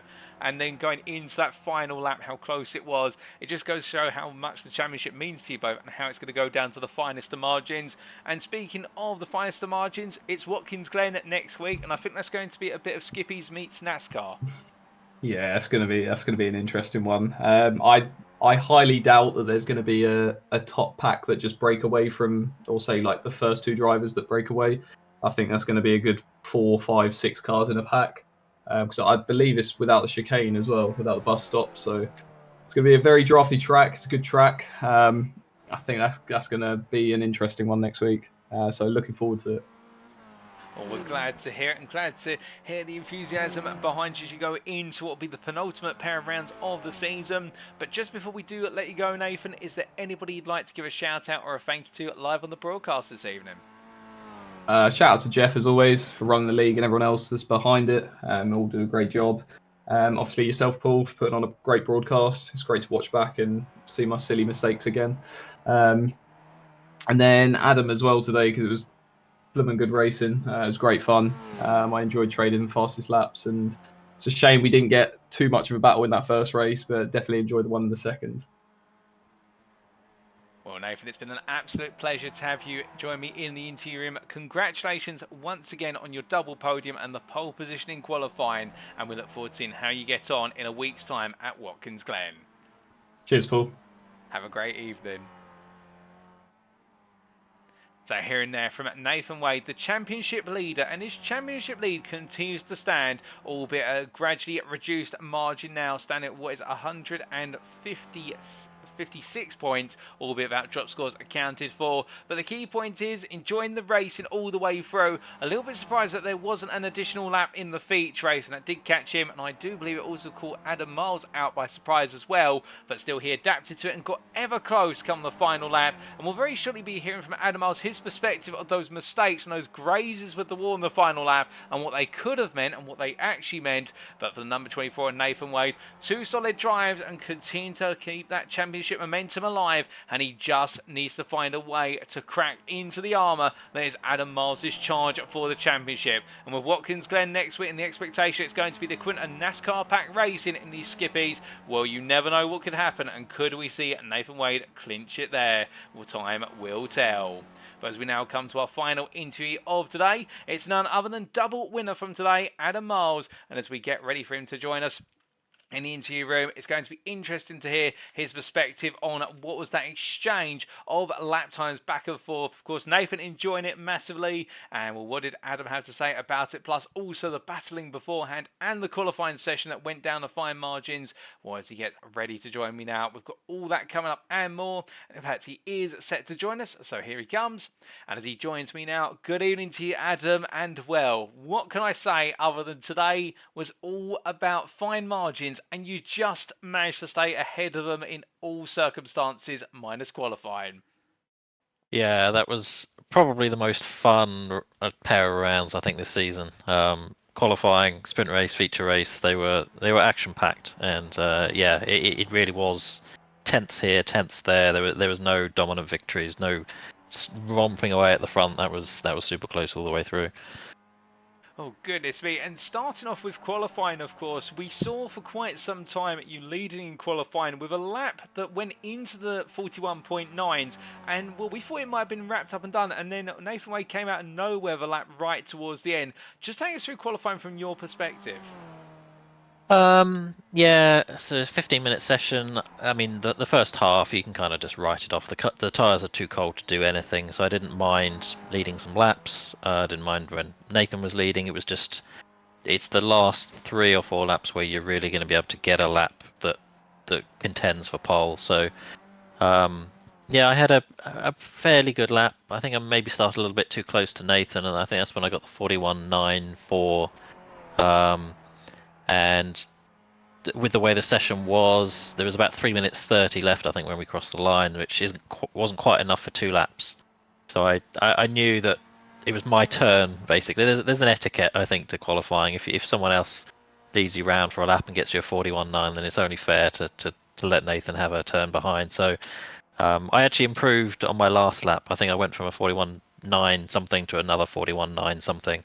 So I knew I'd done a lap as fast as the lap that I had in draft behind Nathan, so he was still there. I could see him behind me, and I think he said over the radio he had a shocking lap, but it was still just enough for pole. So I was happy starting P2 because simply the run down to turn 3 is so long that yeah, first or second was fine by me.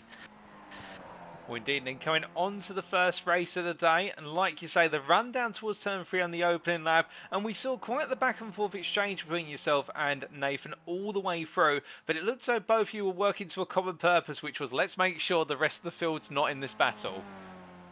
Yeah, I think it went through phases. There was when I'm really good on cold tyres, so I thought I'd like to lead the first couple of laps, see if there's an opportunity for Nathan to make a mistake, I'll break away.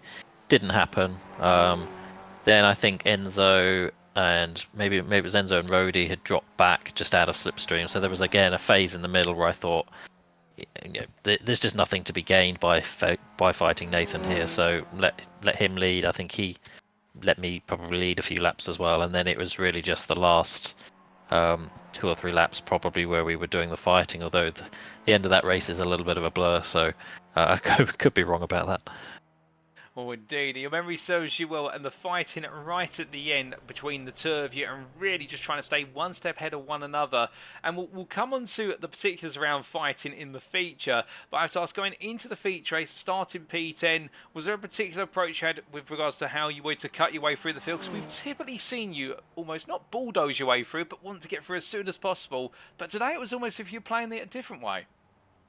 Yeah, this is. I mean, it's a street circuit, and I mean, there's one obviously good overtaking position, place down into turn 3, but I just felt with what was going on, there were a couple of, I think Jeff had a spin and somebody else hit the wall, and it just felt a little bit unsafe to kind of be getting myself in the middle of that. So I treated the first few laps at least as a fuel saving exercise. I was making moves where they were safe to do, but if I had to back off and do a 144 for a lap, save a bit of fuel, I didn't want to let Nathan and Enzo get too far away. I think at one point it might have been Anders or Titus, I think, got between us for a lap or 2, but I could see that I think Mark was leading. He hadn't got more than about 3 seconds away, so it didn't feel like the race was going away from me, even if I had to sit behind people for a few laps. So I knew I'd be saving fuel. I'd be having a shorter pit stop, hopefully. So yeah, I mean, I think we ended up first, second, and third. Daniel Tuff spied before the first stop, so it worked out pretty well. Well, indeed, and by going as long as you did, running up to about 30 minutes when you made your pit stop, we saw over the course of the final 12 minutes of your opening stint, this back and forth. It was almost as if yourself and Nathan were exchanging shares on the stock market with regards to the fastest lap going from him to you and back and forth. Just take us through that from your perspective. Yeah, I mean, you're talking about the phase after we've come out the pits and we've done our thing. No. So in terms of before the pits, where essentially you both tried to drop the bar in terms of that raise the bar the fastest lap, as you're trying to gain time and Nathan's trying to catch up. Yeah, that was a really great section of the race actually. I saw Nathan pitted at, I think it was the end of lap 8, and I'd planned to pit that lap as well, so I actually ducked in towards the pits, but then as I was doing so, saw him ducking in, so I thought, well, there's no point in doing that, so I stayed out, got past Daniel, and yeah, just had to put the hammer down, and I was initially pretty happy with my pace, and then I was watching the relative and watching Nathan's lap times on JRT, and it was really, it was absolutely a case of he'd do a 42.1, I'll do a 42.1, I'll do a 42.0, he'd do a 42.0. I thought I'm keeping basically at parity with him, and I wasn't really gaining any more than a tenth or half a tenth a lap, so I knew it was all going to be down to the pit stops, because I just couldn't find any more pace than he had in that middle stint, and so it proved.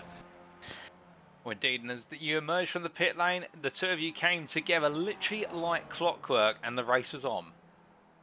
Yep.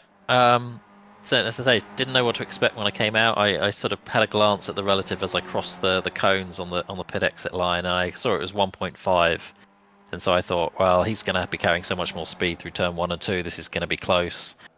Saw him on my mirrors as I sort of crossed onto the track, and yeah, he just had the momentum. But we were right there. I was a little bit surprised. I think my pit stop was actually 5 or 6 tenths slower, and I'm not sure how. I had a good stop, attacked the line.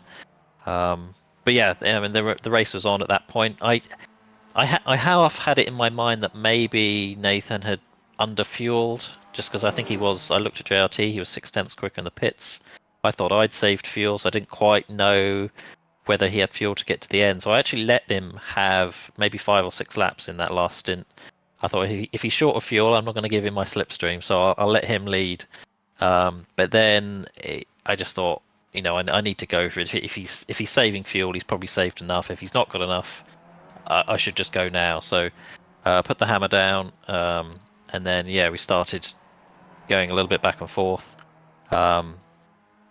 And then the race ended, I think, a lap sooner than we both expected. I'd fueled for 24 laps. In fact, I'd fueled for almost 25 laps just to be safe.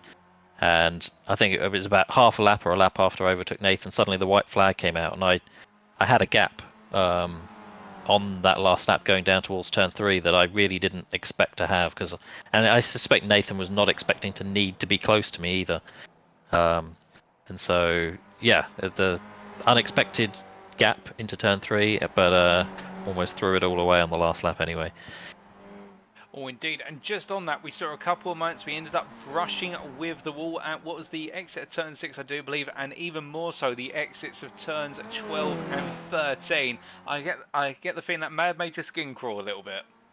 Yeah, that was. I don't remember the one at turn 6, but I definitely remember the two at 12 and 13. I'd done the hard work. There was no way he was going to pass me into 12 or out of 13 as long as I just didn't hit the wall.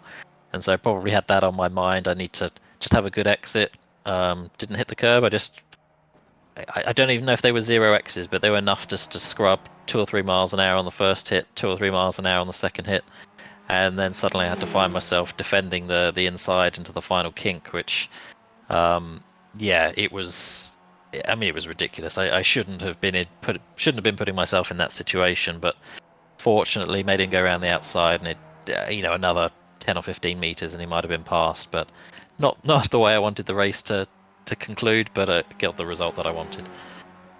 Oh, indeed. And with a double win today, the championship goes on for another pair of rounds to Watkins Glen in a week's time. How are you feeling for the circuit, which I think is going to be Skippy's meets NASCAR? Yeah, I can't. If I think it's one of the draftiest configurations. I don't think it has the chicane. I don't think it has the boot, from what I remember. So yes, it's going to be pedal to the metal the whole race, swapping back and forth. I don't know if we're going to be able to break the draft to the pack behind. It could end up being a 5 or 6 car train the whole race. So looking forward to it. It's going to be make or break. I like VIR in the last round, but I think if it's going to go wrong, it's going to go wrong at Watkins Glen. So need to keep 4 wheels on it and just be there at the end. Well, we do look forward to seeing how you get on at Watkins Glen in a week's time. But just before we do let you go, Adam, is there anybody you'd like to give a shout out or a thank you to live on the broadcast this evening? Shout out to Nathan. I mean, that was exactly why I think both of us are in this championship. We don't even have to be on the same piece of tarmac at the same time to be having a race. So, he's had great pace, equal to my pace, no more, no less. And it was a cracking pair of races. So I'm looking forward to next week and racing him again. Well, Adam, it's been an absolute pleasure to have you join me in the interview room. Congratulations on your double win today and keeping the championship campaign well and truly alive for 4 rounds remaining. And we look forward to seeing you out on circuit in the state of New York in a week's time. Thanks, Paul. Have a great evening. So hearing there from Adam Miles, and well, the respect between him and Nathan is absolutely admirable. And also talking about there the fact that whilst they may not have been sharing the same bit of tarmac, the thrill in the feature race of seeing our 2 championship Goliaths battling back and forth in terms of lap time and trying on the one hand for Adam Miles to open up that gap for the pit window, and on the other hand for Nathan Wade trying to bring it down to make sure he'd inherit the lead and charge off the victory. And then there's nothing between them, and I think that is the phrase which can coin this championship. And of course, you remember in a few interviews prior, when Adam was saying about the fact if he joined the championship sooner, he could have given Nathan Wade a run for his money. Well, right now he's doing that and he's doing it perhaps in the most precarious manner, which is he has to win every race and pick up as many bonus points as possible to keep the hunt alive. But today he's kept it alive once again, only dropping the 1 point from the pole position. But with that in mind and it coming down to 200th at the finish line in the feature, I do wonder how it's going to go down at Watkins Glen in a week's time as we see the white flag out in the replay footage here. Indeed, it would be Adam Miles who would lead the way home with Nathan Wade right behind. But even those light taps to the wall at the end coming out of turns 12 and 13 in particular, putting everything on edge. And for Miles, he knows that perfection is absolutely critical. There can be nothing other than that if he wants to take that championship crown 2 weeks from now. But with that, ladies and gentlemen, that concludes our interviews for today. We'd like to say thank you to all 4 of our drivers and congratulations to all of them for their respective performances. And we do look forward to seeing them out on circuit at Watkins Glen. But it's now time for us to wrap up. Thank you very much for watching, and if you have enjoyed today's show and you want to know more about the Skip Barber Challenge Trophy, perhaps you're sat there right now thinking that you want to be on the grid for the next season of the championship, or you just want to get to know the drivers a little bit more, perhaps grill their brains for how to drive the Skippy faster than you currently are doing so, or you just want to have a polite chat with them, well, you can always join our official Discord, invite link available on screen there. Alternatively, of course, we do have the official races on what is the iRacing platform as part of the official iRacing series, and you'll see a good number of drivers competed in there, and always feel free to say hi to them in those races. We'd also like to take a moment to say a big thank you to our sponsors, Musical Money, their web address musical-money.co.uk, and Musical Money, of course, the quick, easy and safe way to turn your musical equipment into money. That web address again, www.musical-money.co.uk. But of course now, ladies and gentlemen, attention turns to a week's time for rounds 21 and 22 on Friday the 26th of May. We head the way of the state of New York, and in particular to the Watkins Glen International Circuit. It is going to be a Cup Classic, and with that in mind, and with the average lap speed being one of the highest that we're going to see all season, it's all going to be about running in the pack and running in the draft. But who will come out on top in our 2 races? It's going to be highly tactical, and there's going to be plenty of strategy in there, but there can only be one winner in each race. And for Adam Miles, he needs to be that winner in both races for it to go down to the finale at Virginia International Raceway. Meanwhile, for Nathan Wade, he just needs to take the wins off of Miles, alternatively ensure that somebody else does. So how will it all go? We'll find out then. But until then, we have been the Skip Barber Challenge Trophy at Gone Skipping Racing. I've been your host and commentator, Paul TX141 Walsh, also known as Britain Spit, depending on what media you follow me on. And until next time, remember to stay safe, stay well, stay smiling, but most importantly, remember to stay on track. Good night.